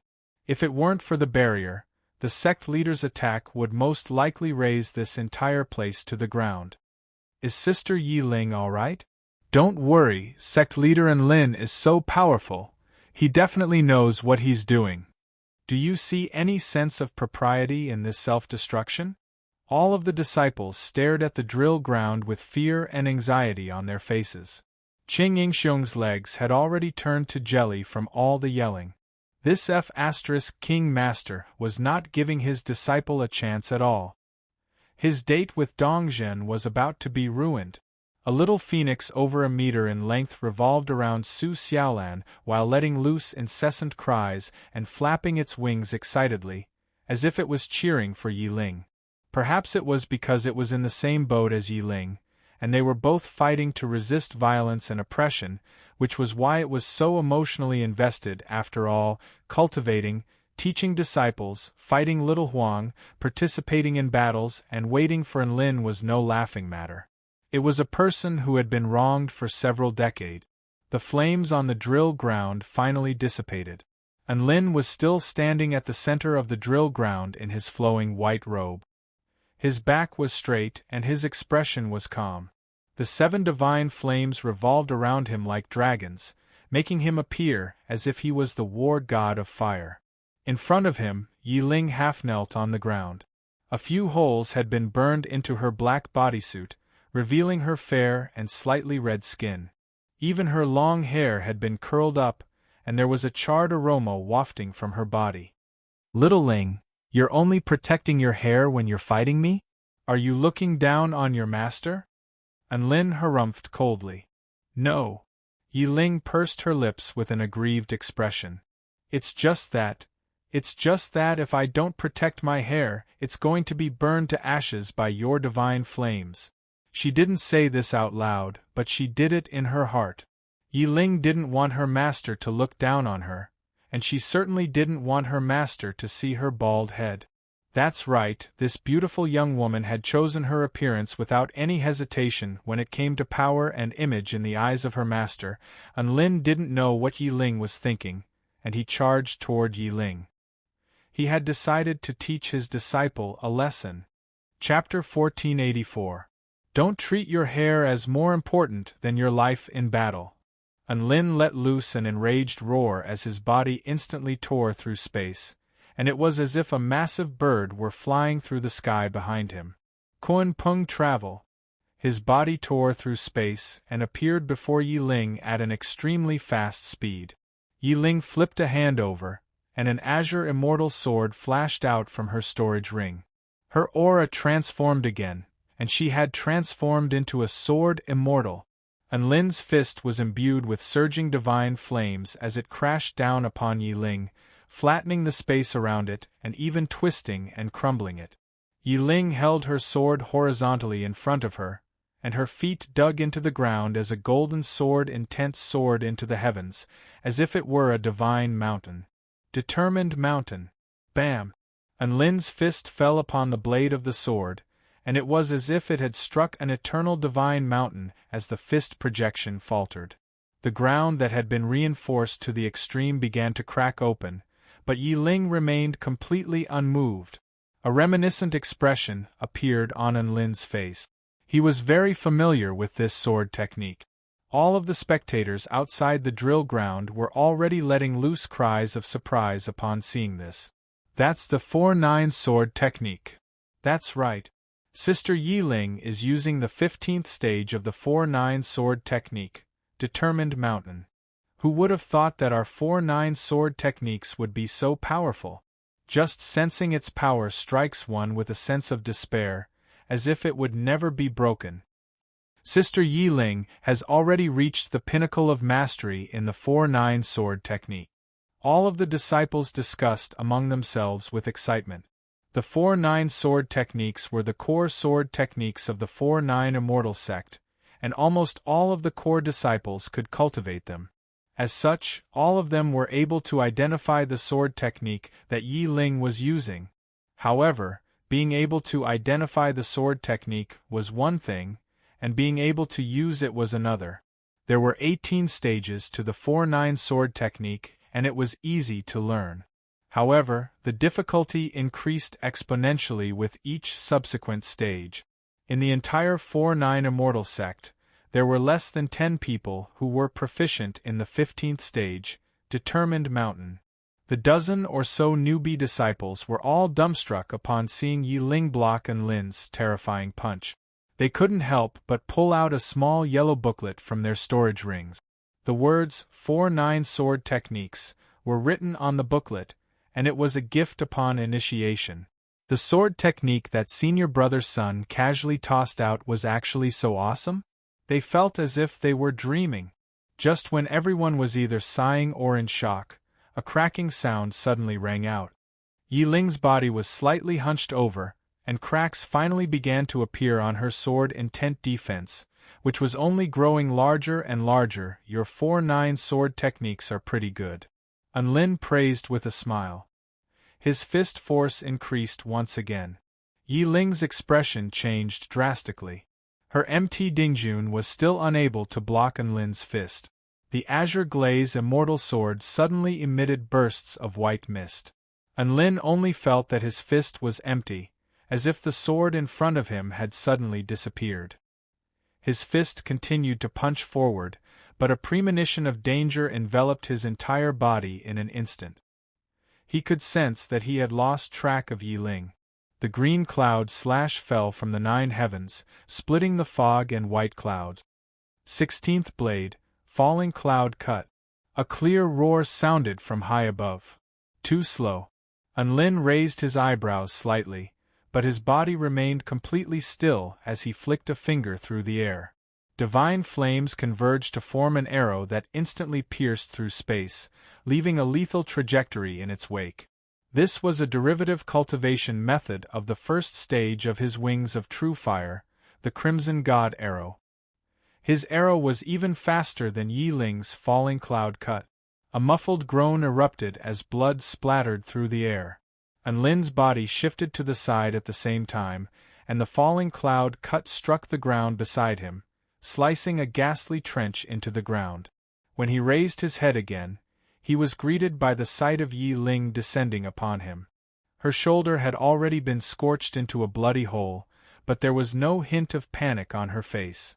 Instead, there was a dangerous light flashing through her large, lively eyes. The immortal sword in Yi Ling's hand had already disappeared. Thus, she plummeted toward Unlin like an injured little bird. A sense of danger suddenly welled up in Unlin's heart. It was as if a ferocious beast had finally bared its fangs. A cold glint grew larger and larger in his eyes. A silvery white light lit up the entire night sky. A young woman's hair danced in the air as the light of the setting sun elongated her shadow. Her lithe and graceful body descended at an extremely fast speed as she held a glowing dagger in her right hand. In that instant, Unlin thought back to that night when Yi Ling had chopped up a bunch of Return to Void stage mighty figures in the falling dragon abyss, and this was the weapon she had used. This was a sure-kill divine tool. Yi Ling was a natural-born assassin, and this divine tool was able to unleash unimaginable power in her hands. Little Ling is finally going to dance. Su Xiaolan looked on with excitement on her face. She was the person who knew Yi Ling the best. It could be said that Yi Ling had been raised by her for the past few decades. She had witnessed Yi Ling's growth with her own eyes, so she knew just how terrifying Yi Ling was with a divine tool in her hands. The silvery white light was extremely intimidating. Unlin's eyes turned snowy white as he activated his divine inspection technique for the first time. The sense of danger that Yi Ling was giving him was far too strong, and he had to unleash his full power. Under the effects of his divine inspection technique, Unlin felt as if everything in the world had slowed down. He evaded to the side, and Yi Ling's dagger only managed to slice open a corner of his shirt. Right at this moment, a bolt of golden void lightning tore through the air like a roaring dragon. Boom! Yi Ling's chest was punctured. Unlin didn't even have a chance to react before Yi Ling's body suddenly became insubstantial. An afterimage? In the next instant, Yi Ling appeared behind Unlin, and the silvery white dagger swept through the air at an even more terrifying speed. However, Unlin seemed to be even faster than Yi Ling, and he didn't even have to turn around to evade Yi Ling's attack. Yi Ling flicked her wrist, and the dagger changed its trajectory as she charged forward again. All of a sudden, frosty light flashed, and each flash was a lethal sneak attack. She could attack from any location in space, from Unlin's left, from Unlin's right, from Unlin's head, and from Unlin's front. Not only that, but she could also suddenly jump out from shadows. Her shadow, Unlin's shadow, and even the shadow of the pebbles and fallen leaves on the ground. Everything between heaven and earth had become her slaughterhouse, and she was the god of slaughter. Yi Ling's attacks were extremely unpredictable, and each of them was lethal. Unlin had clearly already activated his divine inspection technique, which allowed him to see through Yi Ling's attacks, but it was still very difficult for him to keep up with Yi Ling's speed. All of the disciples could only see a series of afterimages flashing through the air, as well as a frosty white blade. There was a formation that isolated the battlefield, but they could still sense the killing intent and bone-chilling intent emanating from it. That's way too terrifying. Is this the most powerful attack Senior Sister can unleash when she uses the sword of sending you safely on your way? Do you see the cracks on the barrier? Those are all caused by her sword intent. Even a Dao integration stage formation can't defend against Senior Sister's attack? How bad *SS? Shouldn't sect leader Unlin be the bad *SS here? Even though he hasn't unleashed any attacks, senior sister is still unable to inflict even a single wound on his body.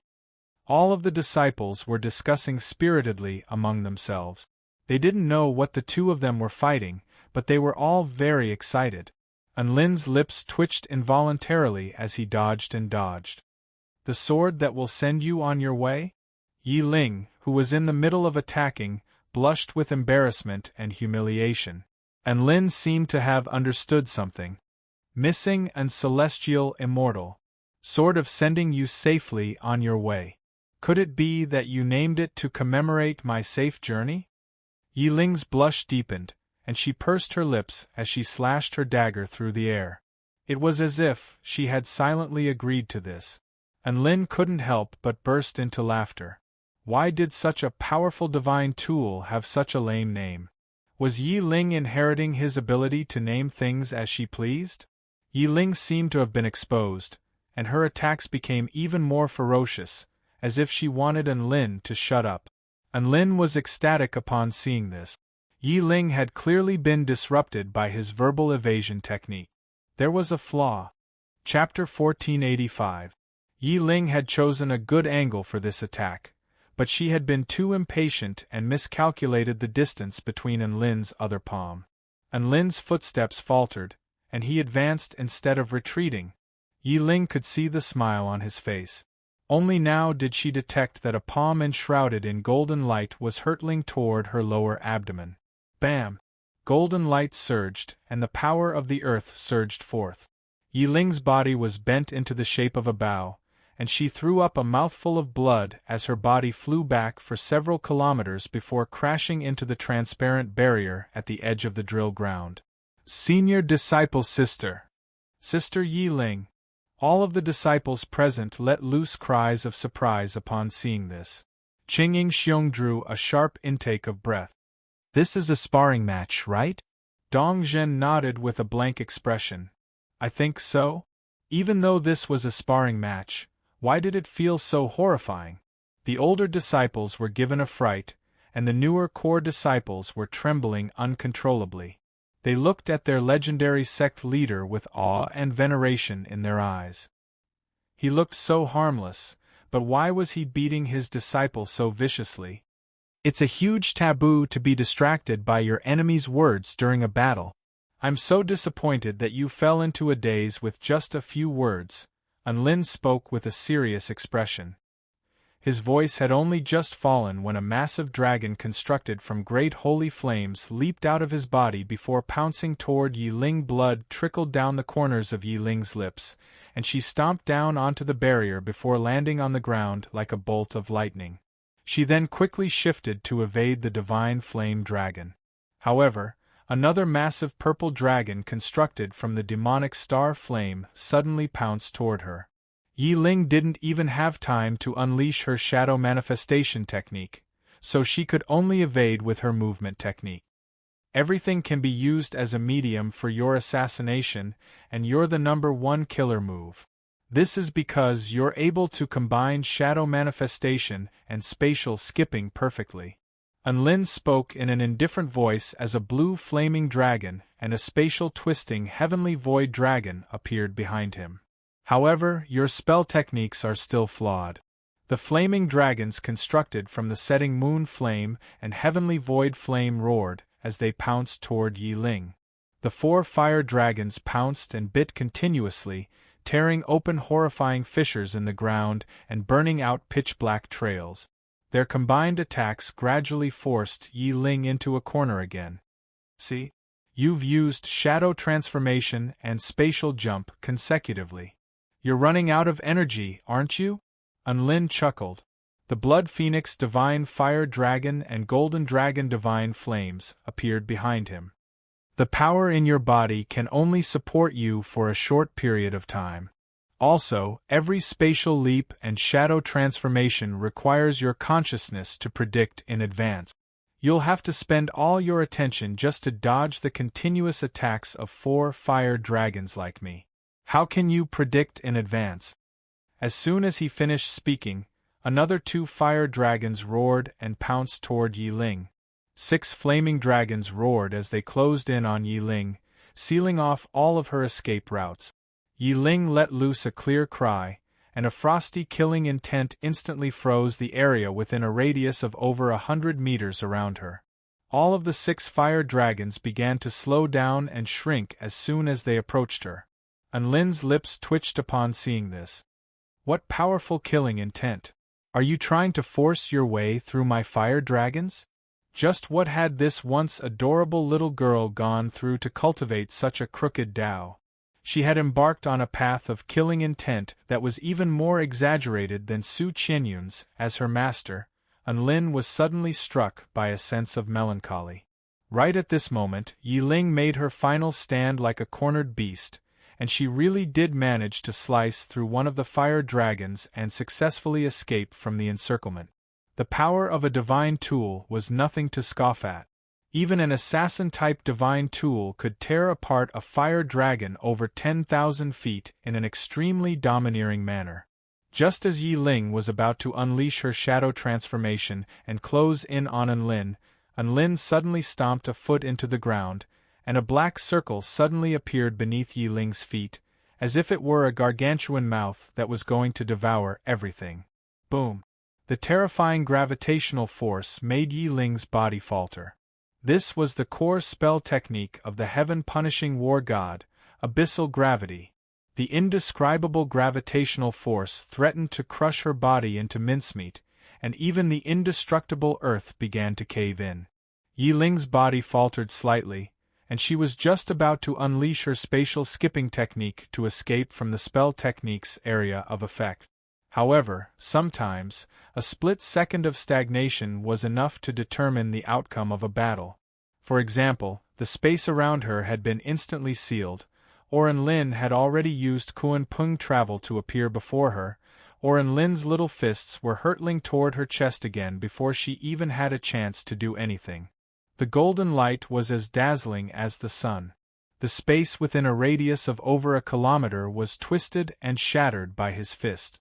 Yi Ling felt as if her body were about to be torn apart, and she threw up another mouthful of blood, which landed directly on Unlin's face. The woman was sent flying before crashing heavily into the transparent energy barrier. Her whole body went limp, and her body slowly slid towards the protective wall. A trail of blood appeared along the trail. Under the light of the setting sun, half of the woman's face was obscured by her long, disheveled hair, giving her an extremely tragic appearance.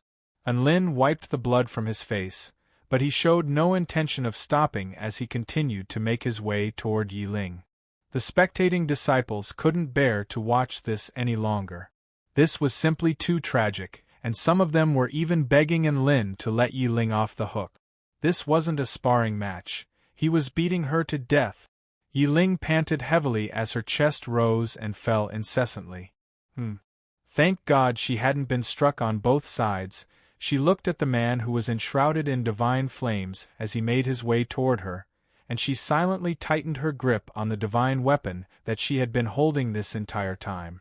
The 4-9 sword techniques are split up into 18 stages, and progressing to the next stage is as difficult as ascending to the heavens. No one in the entire sect has been able to master the 18th stage. However, I know that there are only 17 stages, and the mantras for the 18th stage are all nonsense. Unlin's footsteps faltered slightly as he looked at the woman in the distance with a hint of surprise in his eyes. Yi Ling raised her head, and there was no hint of dejection in her eyes. There's no such thing as the 18th stage. If there were, then the 18th stage would be a new sword technique that we've attained after we've reached the pinnacle of our swordsmanship. After all, only a sword technique that we've created is the most suitable for us, and it's the most powerful one. Unlin's heart jolted again upon hearing Yi Ling's words. Master, did you know that I cried like an idiot when I received your inheritance from Emperor Ziwei? Tears welled up in Yi Ling's eyes as she gripped tightly onto her dagger. The divine weapon doesn't belong to me, but I view it as a precious treasure. We're master and disciple, and we're somehow connected. I've always wanted to use my blood as a medium to find you. Yi Ling released the dagger in her hand, and blood flowed down the corners of her lips as a relieved smile appeared on her face. It's been a long time since I've experienced the happiness you've brought me. Master, this is the 18th stage of the 4-9 sword technique, Seeking Peace. Chapter 1486. The Divine Tool, the sword to send you safely on your way, fell from Yi Ling's hand. All of the spectating disciples and elders thought that Yi Ling had been severely wounded, which was why the weapon had fallen from her hand. There was nothing wrong with this speculation. However, Unlin's expression became unprecedentedly grave. Sure enough, in the next instant, the sword to send you safely on your way began to move on its own. A silvery white light flashed as it advanced at a speed so fast that even Enlin was unable to keep up. Seeking, and wasn't he just looking for Enlin? He was using his divine tool to track down Enlin through the connection between him and his disciple. Almost without hesitation, he immediately used his 6 divine fires, including a holy fire. They formed layers of barriers that protected him. However, to his surprise, the divine tool suddenly disappeared right before it came into contact with the holy flames. In the next instant, all of the hairs on his body stood up on end. The divine tool dagger had appeared right in front of his face. The blade of the dagger was right before his eyes, and a chill ran down his spine. The blood that Yi Ling had spat onto his face was emitting faint energy fluctuations, which were none other than the latent energy that could drastically enhance the power of a divine tool. So the blood she spat onto my face was also a foreshadowing? Enlin finally came to a realization in that instant. Yi Ling had told him that the divine tool didn't belong to her. Instead, it belonged to Enlin. She was most likely trying to use Seeking and to return the divine tool to its rightful owner, even though this was probably the most refreshing method of returning an item he had ever seen. She was returning the divine tool to send him on his way. That's right, this was the sword to send you safely on your way. Enlin was about to be sent safely on his way by this sword. Whoosh! A silvery white light flashed through the air. It then flashed through the sky like a shooting star. All of the disciples only saw a flash of white light before Enlin's body fell backward. All of them widened their eyes in shock, and all of the female disciples turned pale with fright. Sect leader Enlin. It's over. Was his head blasted open? There's no way he can survive after having his head pierced through by a divine tool. Wah! God finally came back to life. Is he going to die again? The disciples either sighed or cried bitterly, until Enlin turned his head and glanced snappily at the spectating disciples in the distance. Please, can you guys not be so dramatic? Hearing this, all the disciples felt as if a heavy burden had been lifted from their shoulders.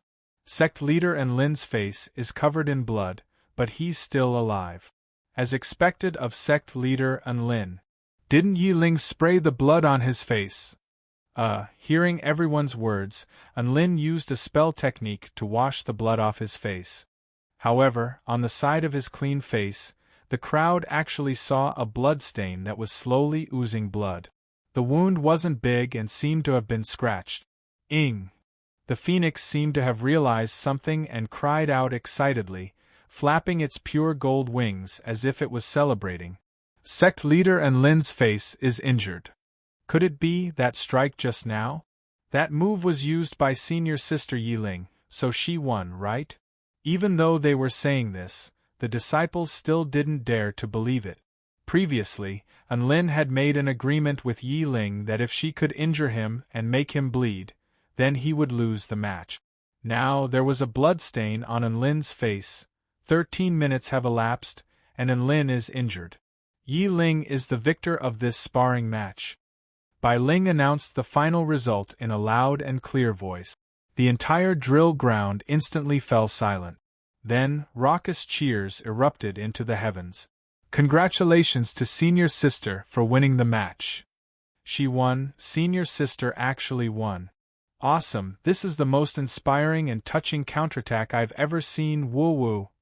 We are proud and elated, everyone is happy. Ha ha. Everyone was elated to see Yi Ling's miserable state, and they all expressed their joy and excitement for her victory.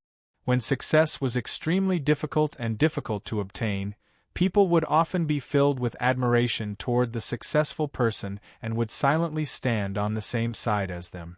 In contrast, Unlin had been the most badass throughout the entire match, but he had been injured once and had become a negative example for all the disciples. Dong Zhen, Cheng Yingxiong was a little excited as he looked at the sexy vixen beside him, but at the same time, he was also a little intimidated and fearful.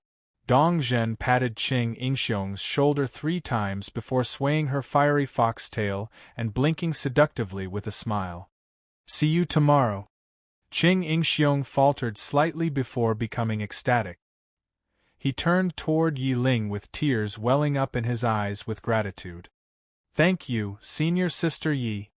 On the drill ground, the raucous cheers didn't affect the two of them. Yi Ling dragged her battered body to her feet with great difficulty, and she looked up at Unlin with a trembling voice. Master, I won. Unlin nodded with a smile. That's right, little Ling is the best. Yi Ling stared blankly at Unlin. She looked at his warm smile and his tall and straight figure. Even though he wasn't very muscular, he was extremely reliable and gave her a sense of security. She thought back to 100 years ago, when she was learning sword techniques and cultivation from her master. Every time she made progress, her master would always praise her like this, praising her for being the best. Then, her master disappeared. Her master couldn't see any of her progress either. All of the praises that she had become accustomed to suddenly disappeared from her life. Only then did she realize how much she wanted to be acknowledged by that person for all of her hard work. Without that person's praises, she didn't know who to tell about the joy she felt every time she made progress. From being at a loss for what to do, to focusing wholeheartedly on Tao, spirit nurturing, soul formation, return to void along the way, she wanted so badly to tell that person about all of her progress. She wanted so badly to hear that person praise, little Ling is the best again. This was a dream that she had never dared to tell anyone, but it had finally come true today. Yi Ling stared at the white-robed figure in front of her eyes, and hot tears began to flow from her eyes. Hey, little Ling, why are you crying? Did I praise you in the wrong way? Unlin was given a fright by the sight of Yi Ling's tears. Pfft! Yi Ling burst into laughter. Her smile was particularly enchanting under the setting sun. After smiling for a while, she felt her vision blur a little. Her body swayed slightly and she fell backward. In the next instant, a light breeze blew past. Unlin half knelt to the ground and wrapped his arms around Yi Ling's slender waist before cradling her in his arms. Little Ling, are you all right? Unlin looked at Yi Ling with a hint of guilt in his eyes, and he was remorseful that he had gone too far. I'm fine. I'm just too tired, but I'm very happy, and I want to rest as soon as I relax. Yi Ling felt the warmth radiating from her body, and she snuggled into Unlin's arms with a hint of attachment. Her actions and demeanor were completely unlike those of a young woman. Instead, she was more like a little girl who was clinging on to her big brother.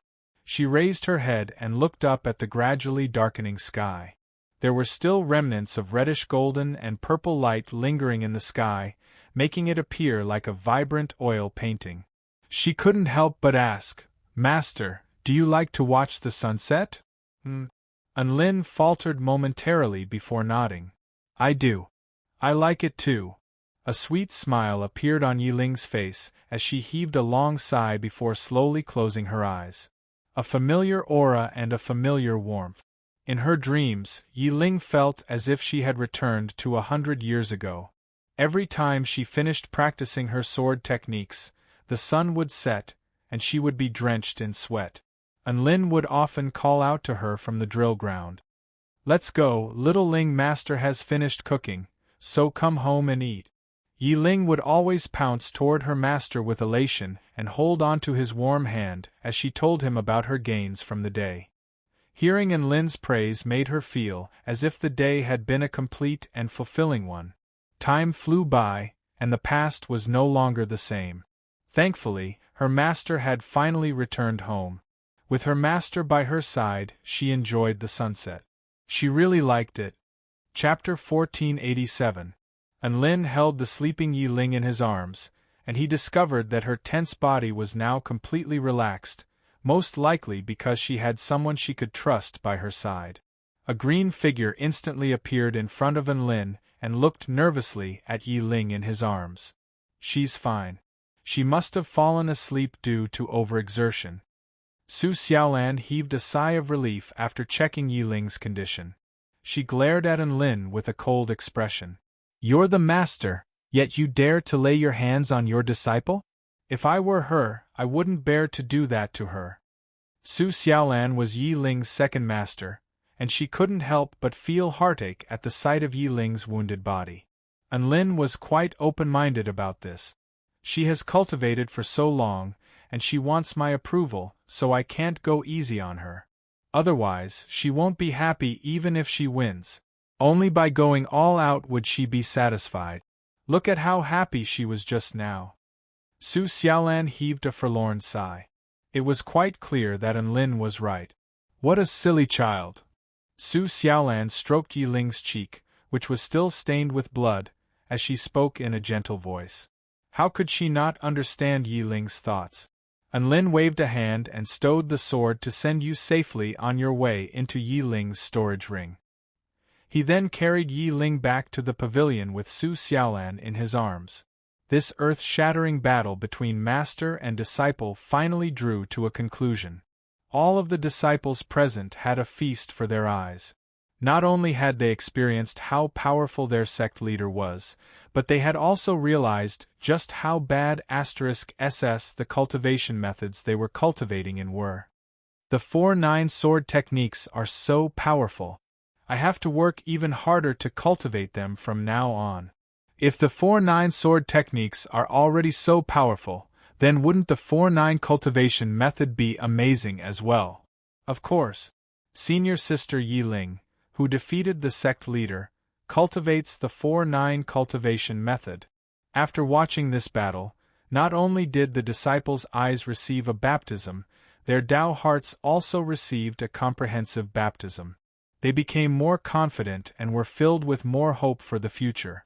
Lin stood on the railing of the attic, gazing at the two bright moons in the sky.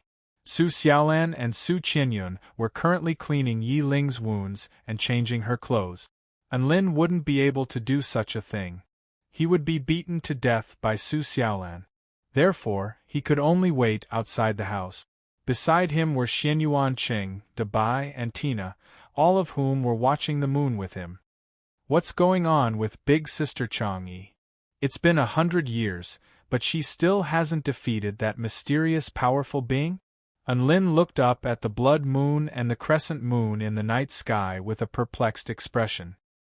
He still remembered that Chang'e had the upper hand when he looked at the sky, but now, the battle between the two moons had become a stalemate. In other words, the gap between Chang'e and that mysterious expert had been evened out. Xianyuan Qing heaved a faint sigh. Even after countless preparations, she still can't defeat fate. Lin's eyes narrowed slightly. What do you mean? In the 10 years since you disappeared, the blood moon has become dull and lusterless, while the silver moon is as white as a pearl. If the battle continues, the blood moon will lose without a doubt. Xianyuan Qing said, however, we've all overlooked something, and that's that Chang'e is a human. Lin already had a bad premonition upon hearing this. The Tao of the true moon is the one and only Tao in this world, and it connects directly to the essence of the great Tao of heaven and earth. The sky can't have two moons at the same time, and this is the law of the heavens. Now that the heavenly Tao is going to destroy the human race, will it still allow the human race to rule over the only moon? It's very clear that it will only reject. Xian Yuanqing was a little enraged as he spoke to this point. Hence, the obstacle that Chang Yi is facing is extremely terrifying. It's the subconscious consciousness of the heavenly Tao. If Chang Yi wants the moon, the heavens will instinctively refuse to give it to her. Then, upon seeing that the Dark Wing tribe also wants the moon, the heavens will instinctively give the Dark Wing tribe preferential treatment. Hence, this is something that she can't do unless she can defeat the heavens. Enlin fell silent. He understood Chang Yi's situation, and he also understood why the Dark Wing tribe mighty figure was able to turn the tables. Chang Yi felt like she was facing an unfair battle that she had no chance of winning. The only thing she could do was to persevere until a new variable appeared in the world. Wait, a Dark Wing tribe mighty figure? Enlin faltered slightly as he realized something. That's right, we've already ascertained her identity. She's the moonlit night monarch of the Dark Wing tribe, and she's trying to progress to the Tao integration stage. However, we don't know where she is right now, so there's nothing we can do, Xian Yuanqing replied. Enlin came to a sudden realization. So it was the moonlit night monarch. Thinking back, she had tried to steal the evil-slaying sword from him and had even engaged in a fierce battle with him. Who would have thought that she was about to reach the Tao integration stage now? Enlin made up his mind. He was going to visit Chang Yi someday and see if there was anything he could do to help her. Chirp! The cry of a phoenix sounded in the distance. A streak of reddish-golden light flashed through the night sky before landing lightly on the railing beside Enlin. It looked up at Enlin with its large, round eyes, and there was a golden tree branch in its beak. The phoenix was currently in its miniature form. It was only 1 meter in length, and its body was like that of a peacock, but it was countless times more regal and majestic than a peacock. Even in its miniature form, one couldn't help but feel a sense of reverence toward it. Little Huang, what's that in your beak? Enlin stroked the phoenix's head to find that it was very furry and warm. Even though Little Huang had already established a beast pet contract with Su Xiaolan, Enlin still included it in his beast pet team. After all, he had already given it a name, so it would always be Enlin's bird no matter where it went. The phoenix cocked its head to the side and shot an arrogant glance at Enlin. It let out a defiant chirp, perhaps because it was displeased that Enlin was touching it or because it was displeased that Enlin was calling it Little Huang. Right at this moment, Su Xiaolan pushed open the door, and her expression instantly darkened upon seeing this. Little Huang, Enlin is your true master. Who are you trying to impress? The phoenix shuddered and even its tail stood up on end. It immediately leaped into Enlin's arms and began to rub its body against Enlin's as it wriggled its body and rubbed itself against Enlin's chest seductively. Enlin, for some reason, he was suddenly feeling a little sympathetic toward this phoenix. Just what had it experienced to make it so obedient to Su Xiaolan? One had to realize that this was the most regal and beautiful mythological beast in this world. In his mind, the only creature that could compare with this phoenix was the 9-colored divine vermilion bird in the faraway southern heavenly wing nation. However, even that was a different level of magnificence. Enlin felt like it was time to ask Su Xiaolan for guidance. If he could master this technique, then Little Gu, Little Hong, and Little Na would also be as obedient as this phoenix. His life would be perfect. Chapter 1488. Su Xiaolan's expression eased a little when she saw the phoenix trying to curry favor with Enlin. She took the golden branch from the phoenix's mouth and explained to Enlin, "This is a phoenix wudong tree." Enlin's eyes lit up. Phoenix wudong tree? Is that the branch of the legendary wudong tree that even phoenixes love to perch on? Su Xiaolan shook her head. That's not what I mean. The phoenix doesn't perch on the wudong tree just because it's good. It's because the phoenix often perches on the wudong tree that the wudong tree becomes good. Everyone's curiosity was piqued upon hearing this. Su Xiaolan explained, Little Huang often sleeps on the wudong tree, and its excrement adheres to the wudong tree's branches. After years of absorption and precipitation, the wudong tree's branches will become extremely pure fire elemental and wood elemental spirit medicines. Everyone exclaimed in amazement. That sounds awesome. Unlin's lips twitched slightly.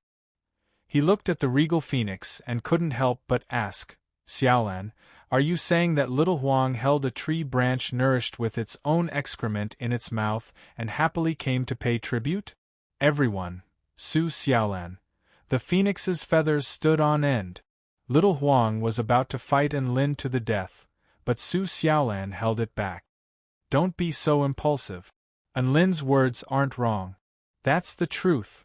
Besides, your name is Little Huang, and many dogs are also named Little Huang. Dogs can eat excrement, so why can't you hold a tree branch nourished with excrement in your mouth? Su Xiaolan consoled the phoenix again. The phoenix? Enlin. Everyone looked at the phoenix with shock and sympathy. To everyone's surprise, the phoenix accepted Su Xiaolan's consolation before lying on the ground with a lifeless expression. Everyone felt even more sympathy for the phoenix upon seeing this. Next time, I have to get Xiaolan to teach me how to tame my pet beasts, Enlin thought to himself. Su Xiaolan fiddled with the golden branches, nodded slightly, and was about to enter the house. Wait, Xiaolan, you have to tell me how to use this branch. You're not telling Yi Ling to eat it, are you? Enlin couldn't help but ask. He added in his heart, if you force my disciple to eat shit, I won't agree even if you beat me to death. Su Xiaolan seemed to know what Enlin was thinking. She couldn't help but laugh and said, What are you thinking? The phoenix wudong tree has extremely pure flame and wood powers, and it's especially useful for healing injuries. I'm extracting its life force, so how can I let my precious disciple chew on the branch? Hearing this, Enlin was finally relieved and followed Su Xiaolan. He continued to observe the stars. Then, Phoenix directly pushed him out of the attic from behind. Little Huang was a vengeful person, and now that Xiaolan was gone, it could finally take revenge on Enlin. Nighttime in the 4-9 Immortal sect was very peaceful. Perhaps some people were sleeping, some were meditating, but no one dared to fight. If anyone dared to make a ruckus, then they would be locked up the next day. However, at this moment, Enlin was awakened by the phoenix's rumbling, and many of the disciples who were either sleeping or meditating were awakened. What's that sound? Holy F***CK. How dare he fight in the 4-9 Immortal sect at night? Ha ha ha, he's going to be locked up. I'm going to eat shit if he doesn't get locked up for at least half a month after causing such a huge commotion. Let's go watch the show. Huh. They're not fighting anymore? Just as all of the sect disciples were about to head over to watch the show, the flames suddenly disappeared. Enlin lay on the ground panting heavily, and a section of his backside was exposed, indicating that he had been burned. The phoenix lay on the ground like a dead chicken with its feathers all over the ground, and there were a few large bumps on its head. Little Huang, I'm going to report you to Xiaolan if you keep jumping around like this. Enlin lay on the ground with an enraged expression. The phoenix shuddered as a pitiable expression appeared on its face toward Enlin. Chirp chirp chirp, Enlin couldn't help but chuckle. Say, why are you so scared of Xiaolan? You're the ruler of the bird tribe, the high and mighty phoenix. The phoenix wore a disconsolate expression. Chirp chirp chirp. By the way, how did she teach you? How did you become so obedient? Enlin asked curiously. It was not enough to just listen to one side of the story. He had to investigate the truth from multiple angles. The phoenix wore a bitter expression. Chirp chirp chirp, chirp chirp chirp chirp. Enlin's expression darkened upon hearing this. Oi! What are you trying to say? Chirp once is enough, why do you have to chirp so many times? The phoenix heaved a forlorn sigh. Chirp chirp chirp chirp? That's right, I get what you're trying to say, but all of my beast pets are so adorable, and I really can't bear to beat them up. Enlin shook his head. The phoenix? At this moment, a fairy who was tugging on Enlin's hair chuckled. Giant Enlin, you won't be able to hit me even if you want to. I can escape into the divine mirror world right away." Enlin knew that she was right. Tina was almost never in danger now, and she could hide in the divine mirror world. Even a Tao integration stage super mighty figure wouldn't be able to do anything to her. He had heard that this little girl had killed 3 Heaven Pioneer stage great generals on the Western Front, so she really was quite powerful. "By the way, Giant Enlin, you're back. You're still hiding your identity. What are you up to?" Tina asked. The human army had been pushed back again and again. The eastern, northern, and central fronts had all entered the Kingdom of the 9 States, so even if Enlin were to return, he wouldn't be able to do much about that. Enlin's eyes narrowed slightly before a smile suddenly appeared on his face. "I'm going to destroy at least one of the heavenly human tribe's armies." Little Na's mouth gaped open upon hearing this, and even the phoenix's body shuddered upon hearing this. What a domineering statement! Peace and quiet returned to the night. Perhaps it was because the battle today had been far too intense, but Enlin also closed his eyes to rest for a while. The next morning, Chun Chun sent a voice transmission talisman to inform him that the ancient Dragon Empress was about to arrive. The ancient Dragon Empress wore a colorful imperial robe and tore through space to arrive at the gate of the 4-9 Immortal Sect. She was given a fright by the sight before her. Over 1,000 disciples and elders were beating drums and gongs to welcome her with a warm welcome.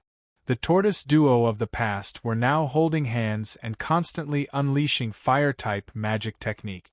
They blasted flames into the sky, creating beautiful fireworks.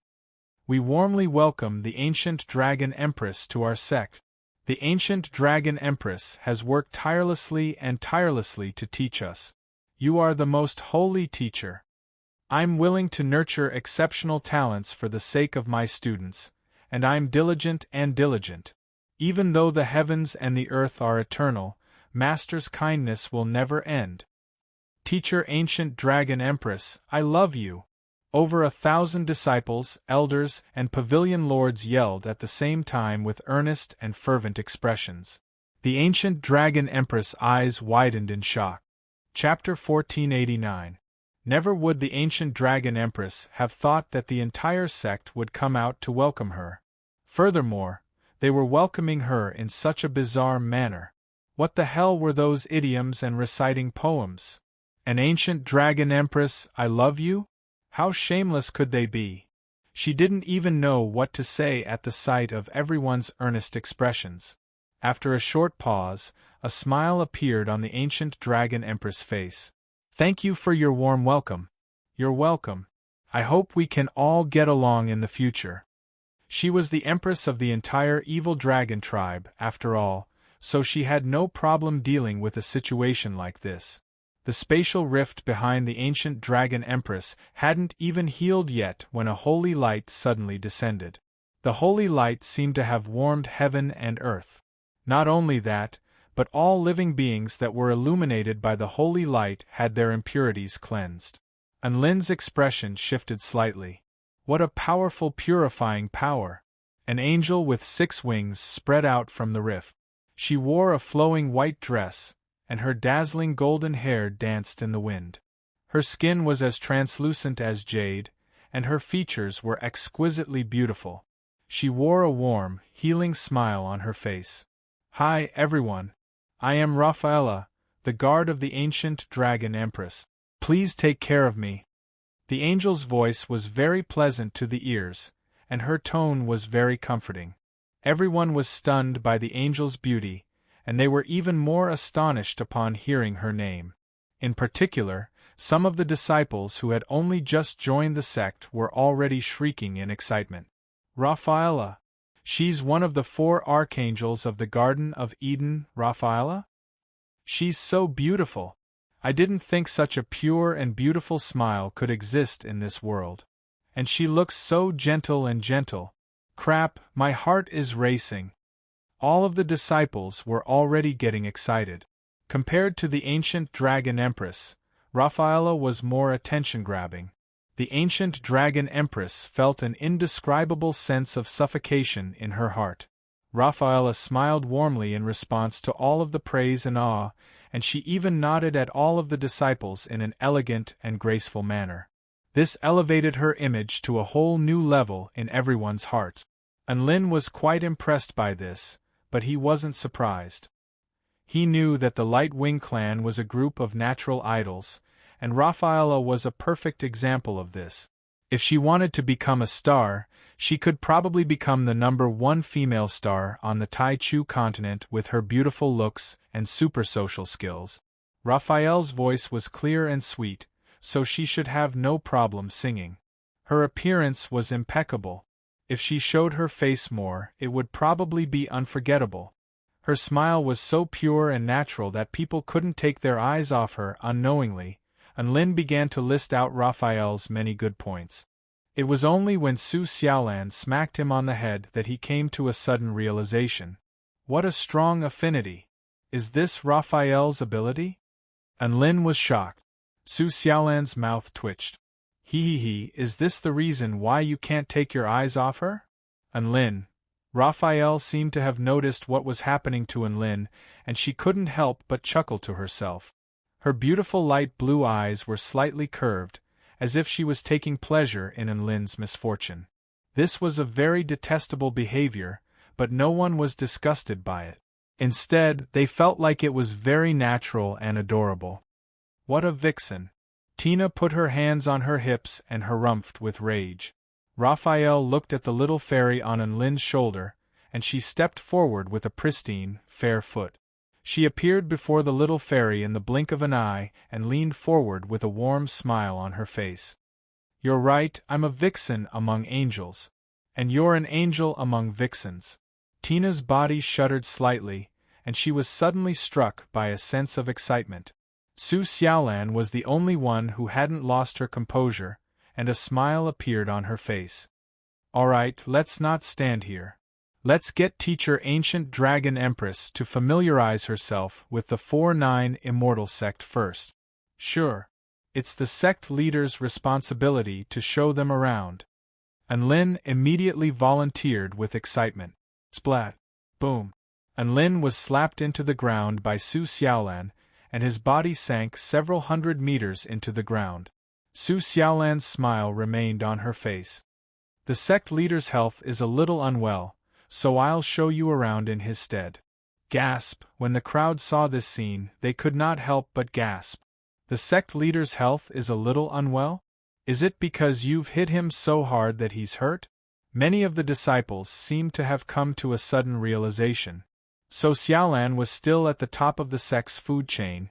Even the ancient dragon empress and Raphael faltered slightly upon seeing this before feeling an indescribable sense of panic. Thank you, Miss Su Xiaolan, the ancient dragon empress said with a smile. Thank you very much. Raphael withdrew her 6 wings and extended a slight bow. In the face of the top dogs of the 4-9 Immortal Sect, they didn't dare to act rashly. Thus, Su Xiaolan, the ancient dragon empress, and Raphael made their way through the gate of the Immortal Sect before everyone's eyes. Some of the disciples finally came to their senses and heaved forlorn sighs. Why didn't you prepare the welcome lines for Raphael just then? How regretful! I really want her to hear my words, even if it's just yelling lines. I didn't think I would be able to see Archangel Raphael up close. How could there be such a beautiful angel in this world? Even though Raphael had already walked away, everyone was still discussing this topic. She didn't need to flaunt her charm, but she would naturally become the center of attention as soon as she appeared. As for the ancient dragon empress, Who was the ancient dragon empress? Was she Raphael's entourage? At this moment, within a crater several hundred meters deep at the entrance of the sect, Lin was staring blankly up at the sky above the crater. Giant Lin, why didn't you follow her? If you had followed Xiaolan just then, she wouldn't have been able to chase you away. That way, you would have been able to interact with that beautiful big sister angel. Tina tugged on Lin's hair. Lin didn't reply. Instead, he murmured to himself, To think that the fourth heavenly disciple's attendant of the heaven-crushing sect is already a Tao integration stage super mighty figure. This heaven-crushing sect is way too powerful. Isn't it a good thing that they're powerful? That way, the human race will have a better chance at victory. Tina was a little perplexed.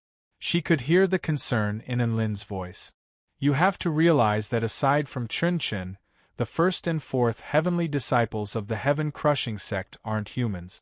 Do you really believe that they'll wholeheartedly fight for the survival of the human race with their lives on the line? Enlin voiced his thoughts. Tina blinked her emerald eyes. Seeing as that's the case, why don't you, Giant Enlin, join the heaven-crushing sect? You can become their leader and make them listen to you. Chapter 1490. Boom. Tina's words jolted him out of his reverie. Enlin was suddenly enlightened. If he was worried that the heaven-crushing sect wouldn't serve the human race wholeheartedly, then he could just infiltrate their ranks and become the leader of the heaven-crushing sect. When that time came, the heaven-crushing sect would belong to him, and he wouldn't have to worry about them stirring up trouble. That's true, but won't it be a little difficult? Enlin hesitated momentarily. He and Chun had stayed in that strange space for 100 days, so they had interacted quite a bit. He knew that Cyril was the most powerful being in the true demon tribe. Setting aside all of his special abilities, he was at least a god of creation. Enlin was only a measly return to void stage mighty figure, so how was he going to take over the throne? So be it. I'll take it one step at a time. Enlin slapped his own face to wake himself up before crawling out of the hole. Su Xiaolan took the ancient Dragon Empress and Rafaela on a brief tour of the sect. As for the mystic realms and mystic realms, those were classified information of the sect, so she didn't take them with her. After half a day, the three of them completed their tour. Enlin began to look for students to learn the heaven-crushing technique. Apparently, the heaven-crushing techniques could only be learned after attaining spatial power, which meant that the minimum requirement was the return to void stage. Thus, he gathered all of the return to void stage mighty figures who were still active in the sect. Dabai, Xiaohong, Merlin, Cassidy, Xianyuan Qing, Su Qianyun, Yi Ling, Tina, Lu Qianhuan, Sun Yuluo, Yao Mingxi, Bai Ling, even Su Xiaolan and Little Huang came to learn. The heaven-crushing techniques were very special. They required one to observe the great Tao of heaven and earth and understand what the heavens were before cultivating the true intent of breaking through all shackles. The specific learning process was very complex, and how far one could progress depended on one's aptitude. For example, the ancient Dragon Empress was able to gather the will of an entire tribe before learning the heaven-crushing techniques and taking advantage of the flaws in the heavenly Tao of the ancient dragon realm and the Tai Chu continent to forcibly break through the barrier between the two worlds and enter the Tai Chu continent, thereby destroying the ancient dragon realm along with her. This kind of aptitude was top-notch in the heaven-crushing sect. Enlin also had a mysterious talent in the heaven-splitter art. With Chun's assistance, he had actually already mastered the most powerful heaven-crushing technique. But he didn't know how to teach people, and he didn't know how to lead people into the sect. Otherwise, he could be a teacher himself. The ancient Dragon Empress stood on the drill ground and sighed with emotion at the sight of all of the vibrant prodigies and mighty figures before her. The 4-9 Immortal sect was becoming more and more terrifying. Most of the 4-9 Immortal sect's forces were on the front lines. The group in front of him was a small portion of experts who had just returned to recuperate. Even so, it was already comparable to a first-rate force on the continent. Teacher Gulong, when are we starting? Sun Yuluo asked excitedly. The ancient Dragon Empress expression darkened slightly. My name is not Ancient Dragon. I'm the Ancient Dragon Empress. Su Qianyun fell into deep thought and said softly, Emperor is the title of the position. Ancient Dragon should be the specific title, so it shouldn't be a problem. Ancient Dragon Empress. It sounded very reasonable. Speaking of which, why did she call herself the Ancient Dragon Empress in the first place? All right, you can call me Jean Ling, the ancient dragon empress heaved a forlorn sigh. Oh. Everyone let loose cries of surprise as they stared at the ancient dragon empress with scorching eyes, as if to say that they finally knew the ancient dragon empress' real name. All right. Teacher ancient dragon empress. Lu Qianhuan immediately replied. You can call me Jean Ling, the ancient dragon empress smiled. Yes, teacher ancient dragon empress, Lu Qianhuan replied with a serious expression. The ancient dragon empress was dumbstruck. Why was this girl so stubborn? Sister Lu, call her Jean Ling. Su Qianyun tugged on Lu Qianhuan's sleeve before speaking in a soft voice. Su Qianyun, you have to use your brain and think about it. Why is Jean Ling called the ancient dragon empress now?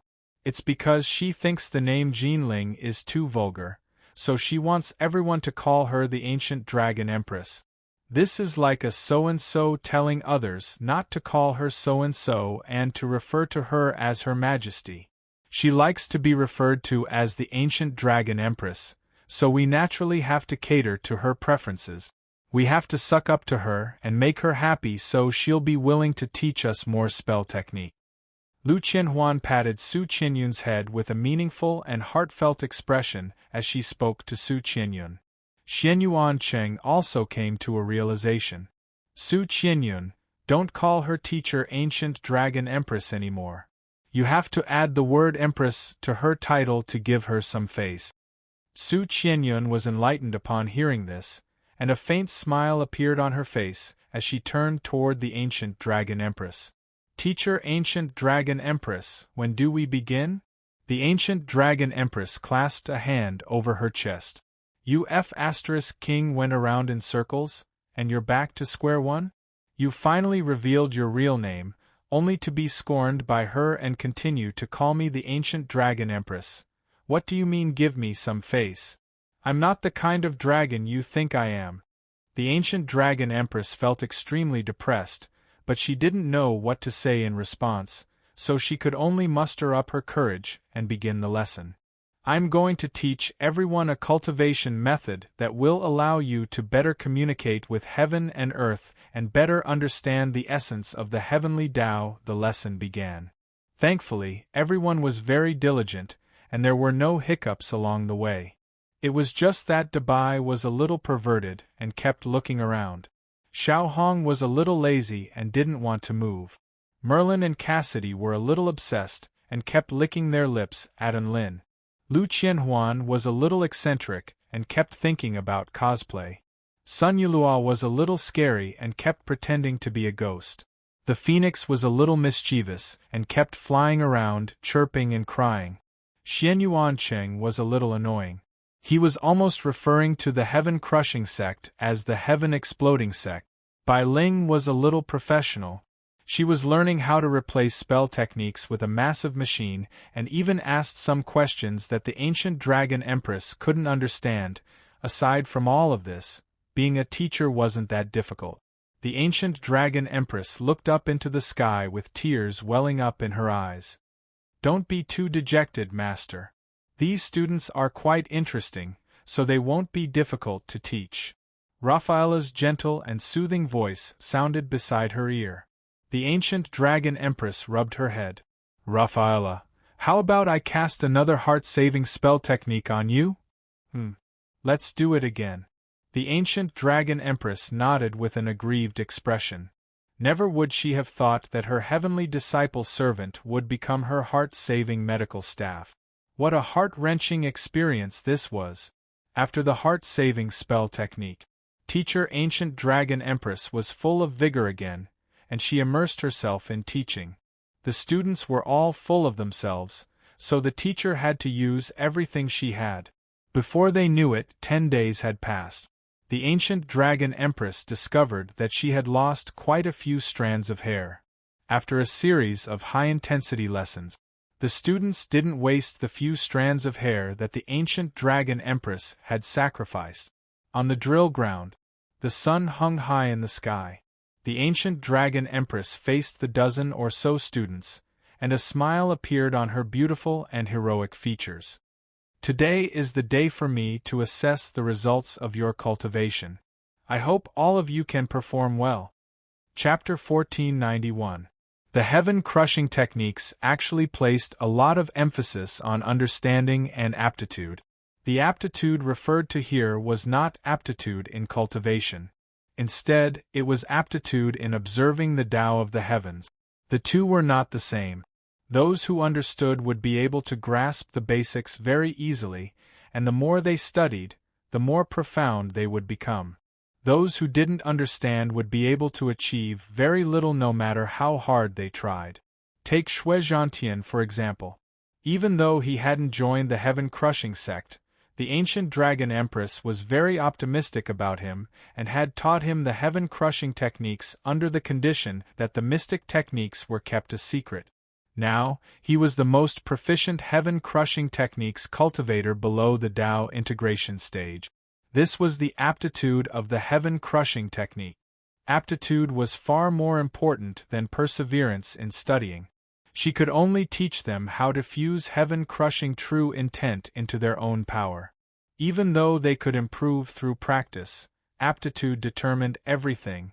10 days of study was enough to determine which of these people would be able to progress further and further in the heaven-crushing sect and become the pillars of the sect. Next, use your heaven-crushing techniques to attack me with all your might, and I'll use my heaven-crushing techniques to defend myself. The ancient dragon empress stood on the drill ground with a confident expression on her face. After attaining heaven-crushing true intent, one would be able to fuse their own power to create heaven-crushing technique. This was the allure of the heaven-crushing sect. It was easy to get started, but if one wanted to progress further, they had to rely on aptitude. Who's going first? The ancient dragon empress asked with a smile. Everyone looked at one another. A black-robed man with a cold expression stepped forward. I'll go first. The first to step forward was Yao Mingxi from the Spirit Sword State. He was once An Lin's diehard fan, but now, he was a return to Void Stage Sword Immortal. Please. The ancient dragon empress waved a sleeve through the air before extending a slender hand toward the man. Teacher ancient dragon empress, I'm going first. Yao Mingxi drew his longsword, and it flew through the air like a dragon. The sword projection transformed into an azure dragon that roared toward the ancient dragon empress with earth-shattering might. It was imbued with a sense of pride and arrogance, as if its life was in its own hands. The ancient dragon empress' colorful dragon robe fluttered violently in the face of the sword intent. She closed her eyes, and when she opened them again, her pure golden eyes seemed to have pierced through the darkness, as well as the power to split heaven and earth apart. Break for me. She spat out the true dragon's decree.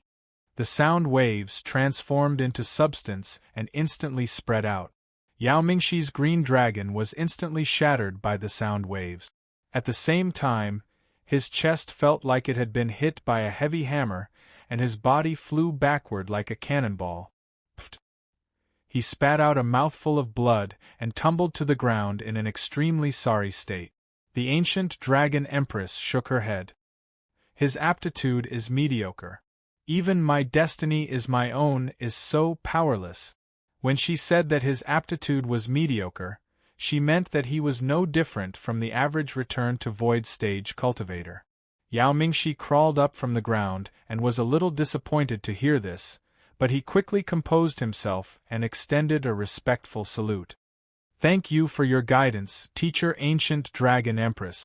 The ancient dragon empress nodded with a smile. For some reason, she was feeling quite elated. These kids had been messing around with her for the past few days. She was going to get back at them today.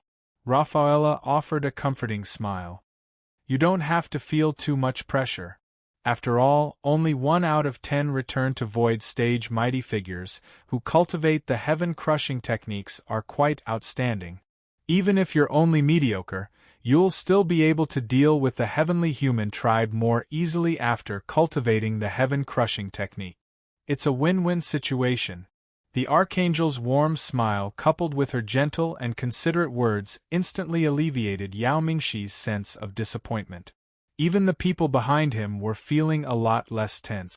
Unlin was even more impressed by this six-winged angel upon seeing this. Wouldn't it be great if she could handle the diplomatic affairs of the 4-9 Immortal sect? Who's next? The ancient dragon empress asked with a smile. Let me. Lu Qianhuan waved her wand with an eager expression. She wore a sailor outfit that revealed her long, sexy legs. Bring it on. The ancient dragon empress prepared herself. The pink wand in Lu Qianhuan's hand rotated at high speed as a terrifying power converged. This power was imbued with the power of termination, and if unleashed to the extreme, it would be able to bring the entire heaven and earth to an end. The ancient dragon empress' eyes lit up. That's pretty good heaven-crushing true intent. It's very unique. Eat this, heaven-crushing final spark. The young sorceress roared as a pillar of light imbued with the power of termination erupted from her wand. Boom! A white energy wave tore through the earth before crashing directly toward the ancient dragon empress' face. Shatter! The ancient dragon empress stood on the spot as she unleashed her mantra again. Her sound waves transformed into substantial sound waves that crashed toward the energy wave. The ancient dragon empress power was just about to shatter the light wave. However, Lu Qianhuan seemed to have thrown all caution to the wind, and she tossed her wand into the air before stomping her foot again. Sorceress mode activate, heaven-crushing final spark.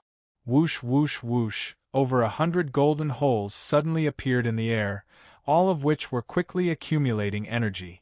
The energy within each hole was comparable to the power of her heaven-crushing final spark. Boom boom boom.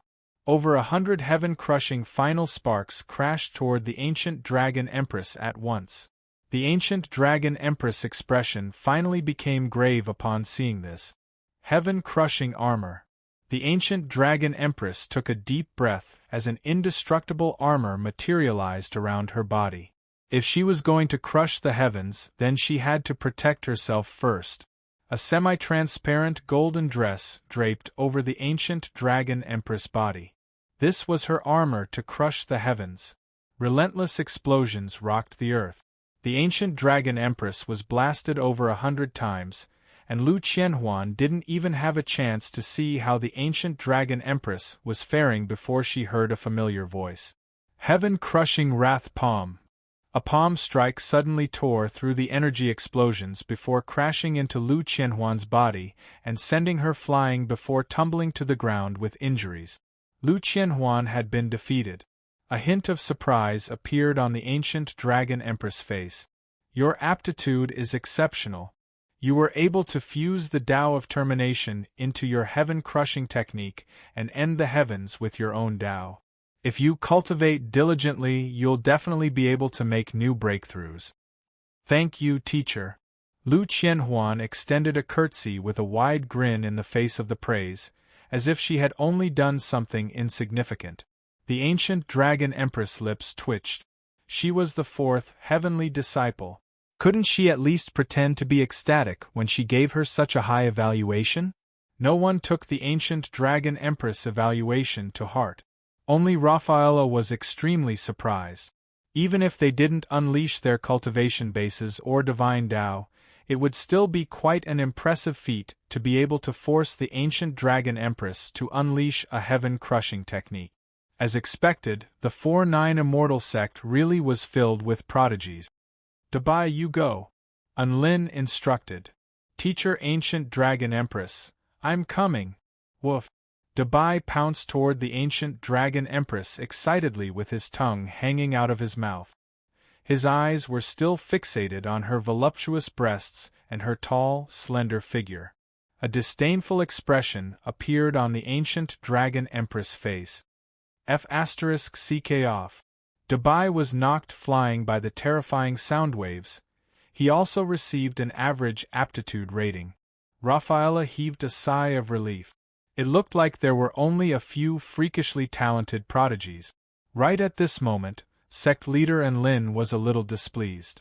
The ancient dragon empress had been teaching them for 10 days, but they kept losing. Not only was this a disgrace to the sect, But it was also a disgrace to their teacher. The ancient dragon empress seemed to have seen everyone's concerned expressions, and she offered words of encouragement. If you're scared, you can team up and fight together.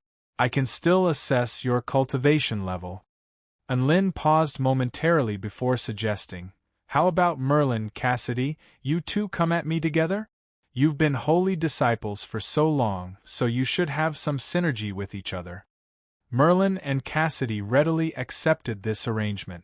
Unlin didn't want to embarrass himself too much, so he offered another word of encouragement. If you defeat Teacher Ancient Dragon Empress, you'll each be rewarded with 3 milliliters of holy blood. Boom. Boom. Heaven-crushing power erupted into the heavens. Chapter 1492. Merlin and Cassidy's eyes lit up with an unprecedented scorching light upon hearing that they would receive the holy blood if they won, as if the light of life and the flames of hope were burning within their eyes. An unprecedented heaven-shattering aura erupted from the two of them. So what? Cassidy looked at the ancient dragon empress, and her aura became more and more dangerous. Merlin's expression was extremely firm. For the holy leader's blood, I'll crush even the heavens. The Tao of heaven crushing was something that one's heart desired. However, the ancient dragon empress and the ancient dragon empress' thirst for blood trumped everything else. Due to this thirst, they were able to elevate the true intent and power of their heaven-crushing techniques to new heights. It was just as Merlin had said, for the holy leader's blood, they would crush even the heavens. The ancient dragon empress expression shifted again. You're using your own essential pursuit to enhance the Tao of heaven crushing? The ancient dragon empress expression shifted again. You're using your own essential pursuit to drive the Tao of heaven crushing? This wasn't impossible, but the increase in the heaven crushing Tao's true intent was far too exaggerated. This doesn't make sense. Sonic booms erupted. There was a sonic boom in the air. The two of them were already hurtling toward the ancient dragon empress. Cassidy's crimson sword and Merlin's ghostly aura soared into the heavens. Both of them unleashed extremely astonishing power, as if they were going to tear through the entire heavens. Heaven-piercing sword. Cassidy let loose a clear cry, and her crimson sword soared into the sky before crashing down, dyeing heaven and earth a crimson color. Heaven-slaying ghost. Merlin summoned countless inky black ghosts, which blotted out the entire sky as ghostly wails and howls erupted forth, threatening to tear the entire sky apart. The name was very intimidating, but Unlin was struck by the urge to throw up a mouthful of blood upon hearing it. Each and every one of their techniques was aimed at the heavens. To be honest, it really did sound very strange.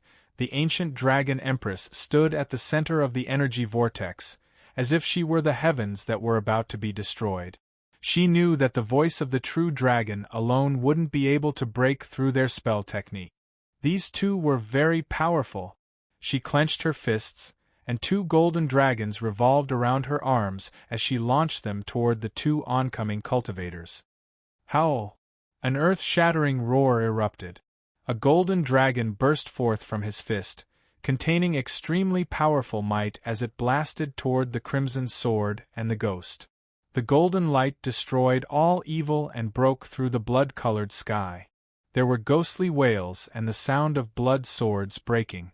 In an instant, the world was replaced by golden light. Merlin and Cassidy both threw up mouthfuls of blood in unison before tumbling to the ground. It's over. The ancient dragon empress was still standing on the spot with a haughty expression. It's over. Cassidy stood up and wiped the blood from the corner of her mouth, as she gripped her crimson sword tightly. There is no end. Merlin also stood up, and the ghostly energy around them became denser and denser before condensing into an indescribable viscous mass that hung behind them like a waterfall. It won't end before I defeat you, Cassidy said. We can't end this before we obtain the blood of the Holy Patriarch, Merlin said. Raphaela's pupils contracted slightly upon seeing this. Their heaven-crushing true intent has risen again? How is this possible? For the sacred blood. Kill! Merlin summoned the heaven-slaying demon over 10,000 feet tall. Cassidy had condensed 16 heaven-severing blood swords that were powerful enough to shatter all things. The two of them pounced toward the ancient dragon empress again. Roar! The heaven-slaying demon spread open its inky black demonic claws and stabbed viciously toward the ancient dragon empress. Golden dragons revolved around the ancient dragon empress fists as she launched another attack toward the heaven-slaying demon. Amidst the violent collision, the heaven-slaying demon was almost torn apart by the ancient dragon empress golden dragon, but the ancient dragon empress feet were forced to slide back for some distance. This was the first time she had moved during a battle. Right at this moment, the 16 blood swords pierced through the sky, as if they wanted to tear the sky into pieces. They dyed the sky red, carrying with them a vast might that could cleave the heavens. It was as if the sky itself was weeping blood. The ancient dragon empress sensed danger.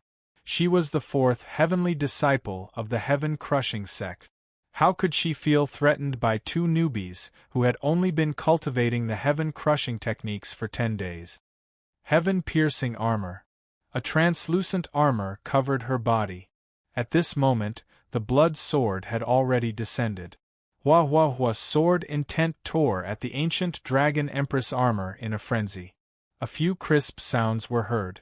The ancient dragon empress was astonished to discover that cracks had appeared on her armor. The heaven-crushing intent is so powerful and terrifying. The ancient dragon empress was shocked. She gritted her teeth, and a dark yellow divine light revolved around her fingertip as she pointed a finger forward. Heaven-crushing millstone. A burst of dark yellow power erupted from her fingertip. Almost in an instant, the blood sword and the devil were crushed by that power. Even the aftermath of that power was destroyed. They were completely and utterly dead. Merlin and Cassidy were knocked flying again. The ancient dragon empress was panting slightly. That attack just then had clearly been quite taxing on her. To think that Master was forced to use her true heaven-crushing power. Rafaela had thought that this was going to be a simple test, but she was clearly wrong. Lu Qianhuan had given her a sense of awe, and this time, these two blood tribe cultivators gave her a huge fright. To everyone's surprise, Cassidy and Merlin crawled to their feet again. We won't give up until Teacher Ancient Dragon Empress is defeated. A crazed expression appeared on Cassidy's face before she threw up a mouthful of blood, as if she had sustained some severe injuries. We won't fall until we get the holy blood. Merlin roared into the sky. The Ancient Dragon Empress was in a panic. What kind of F***king contestants were these? What kind of tragic and stirring character was this living performance of an unyielding destiny that defied the heavens? Thankfully, a pair of hands clamped down on the shoulders of the two fanatical blood tribe cultivators. Little Ku, little Mai, that's enough, Unlin spoke with a serious expression. But, tears welled up in Cassidy's eyes. If it weren't for the fact that Teacher Ancient Dragon Empress held back, you would have been dead already. You won't be able to defeat her. You've already done a very good job. Unlin smiled. In reality, they had already done far better than he had anticipated. For the sake of the holy blood, these two were simply too terrifying. After giving each of them a milliliter of blood, the two of them were finally appeased. The Ancient Dragon Empress paused for a long while before asking, "Who's next?" Teacher Ancient Dragon Empress, you still haven't given your evaluation of Merlin and Cassidy, Unlin said with a fawning expression. The Ancient Dragon Empress' face convulsed slightly. Evaluation? Were those two insane people? In reality, she had been completely blown away by their insanity and had forgotten to give an evaluation. Both of them have exceptional aptitudes, and they are able to use their most fundamental pursuits to enhance the power of heaven crushing, which is very rare.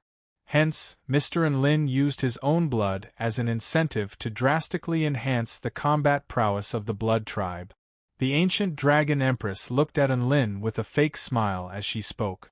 Cassidy and Merlin stared at Lin with a fervent expression before turning to the ancient dragon empress with gratitude.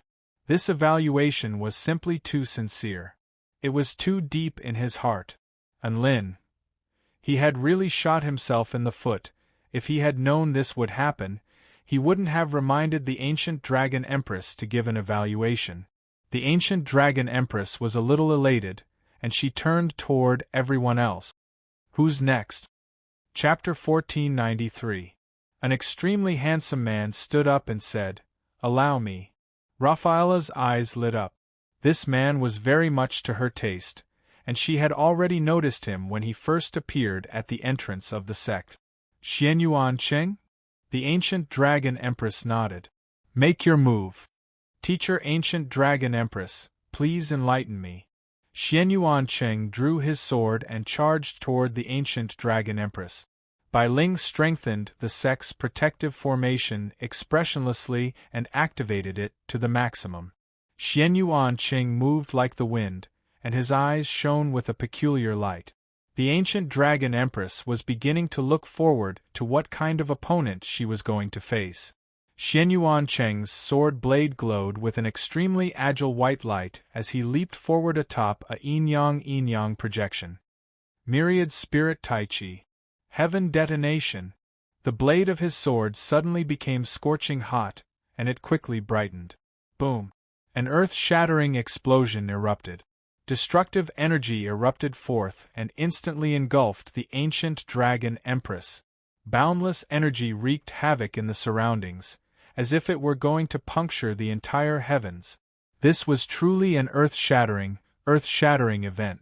The explosion was like the descent of the sun, and a mushroom cloud of laughter erupted.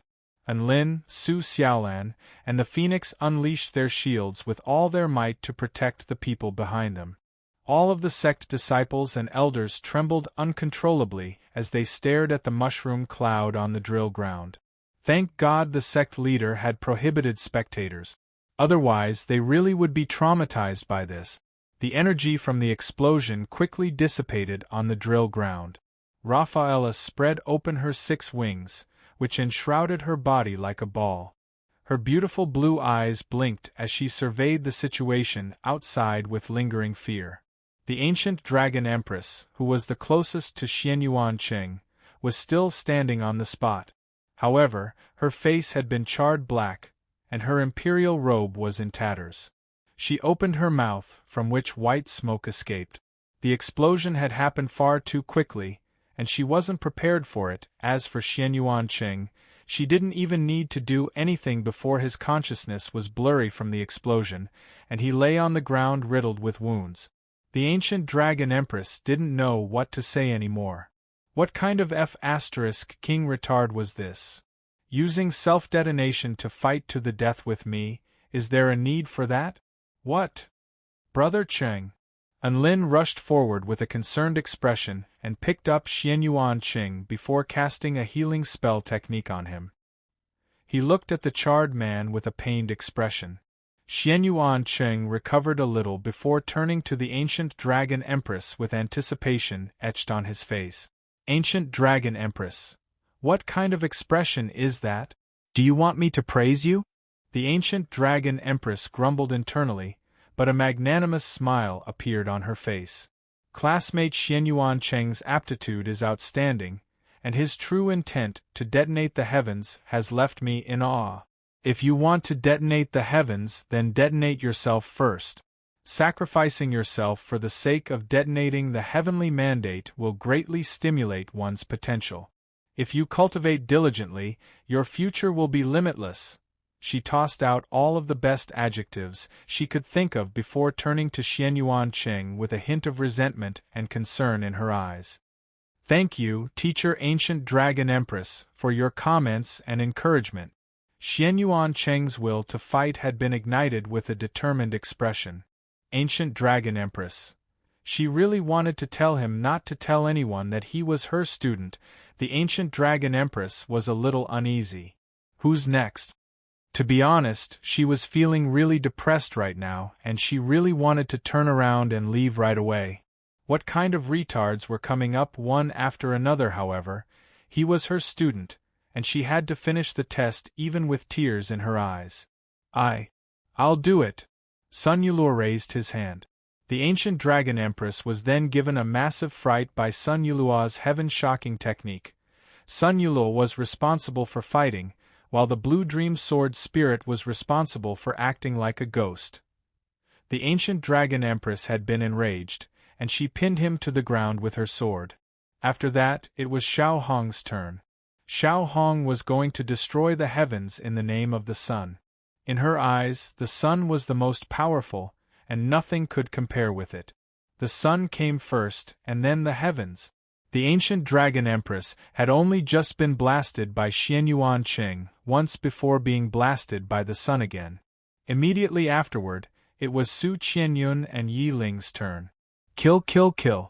Kill everything that they wanted to kill, including the heavens. They appeared and disappeared like ghosts, and they were able to unleash the full extent of their assassination skills. The ancient dragon empress finally defeated Su Qianyun and Yi Ling, and her eyes were filled with exhaustion and astonishment. The mighty figures of the 4-9 immortal sect were simply far too terrifying. All of them were supremely talented freaks. Rafaela was also no longer as calm and collected as before. She knew just how powerful the ancient dragon empress was. In terms of heaven-crushing techniques, the ancient dragon empress was only inferior to Cyril and Chen Chen, but she had been forced into such a dire situation. It looked like she had to re-evaluate the 4-9 immortal sect. At this moment, Bai Ling stepped onto the stage with a warm smile on her face. Unbeknownst to them, nightmare mode had only just begun. Teacher Ancient Dragon Empress, please enlighten me. Bai Ling extended a graceful curtsy. Bring it on. The Ancient Dragon Empress didn't want to say anything else. Her desire to take advantage of this opportunity to vent her frustration for her teaching career had faded away significantly. All she wanted to do now was defeat these students as quickly as possible so that she could conclude this cultivation session. Let me warn you, teacher. You have to use your full power against me. Otherwise, I'm afraid that I might accidentally wound you. Bai Ling spoke in a gentle yet serious voice. You're afraid that you'll wound me? The ancient dragon empress nodded with a smile. Don't worry, I know what I'm doing. Who was she? She was the fourth heavenly disciple of the heaven-crushing sect, and she had once slain a representative of the heavenly Tao. Why would she be scared of a mere amateur? Even Xianyuan Qing and the others had only managed to catch her off guard and inflict some minor injuries. Wounding her would be a joke. Bai Ling pulled out a device from her spatial magic tool and propped it up on the ground. It was pristine white, and it looked like a thick long tube with the barrel of a cannon at its tip. This is what you've been working on for the past 10 days? The ancient dragon empress asked. She knew that Bai Ling hadn't practiced any spell techniques during the past 10 days. Instead, she had been listening intently to the ancient dragon empress lecture and taking note. Then, she had written down some formulas and theories that even the ancient dragon empress couldn't understand. She had also asked many questions that the ancient dragon empress couldn't understand. At that time, she was beginning to suspect that she was a fake teacher. That's right. I have to thank you for this, teacher. You gave me a lot of inspiration and allowed me to complete this device. If it weren't for the limitations of time, materials, and energy, it could be even more powerful. Be careful. Bai Ling pressed a hand against the long tube, and energy quickly converged toward it. The ancient dragon empress hair stood on end as a boundless sense of danger engulfed her entire body. Heaven-crushing armor. Heaven-crushing shield. Heaven-crushing body enhancement technique. In that instant, the ancient dragon empress frantically fortified her defenses. It was also at this moment that the cannon exploded. A silvery white pillar of light pierced through the earth, pulverizing space and annihilating all things.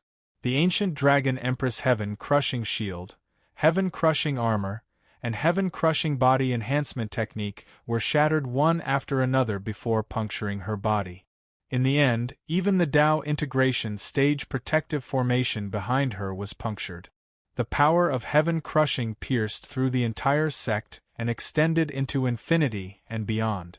Dazzling mushroom clouds rose up from the mountain ranges thousands of kilometers away as energy soared into the heavens. How could this be? The ancient dragon empress' eyes widened with incredulity as she stared at the gaping hole in her waist. She couldn't defend herself against Bai Ling's heaven-crushing technique? The ancient dragon empress was completely dumbstruck. Rafaela's expression had also shifted to one of astonishment. Why? Master is the fourth heavenly disciple, the pillar of the heaven-crushing sect. How could she not defend herself? A faint smile appeared on Bai Ling's face. Because when it comes to heaven-crushing techniques, the purple star is the true patriarch.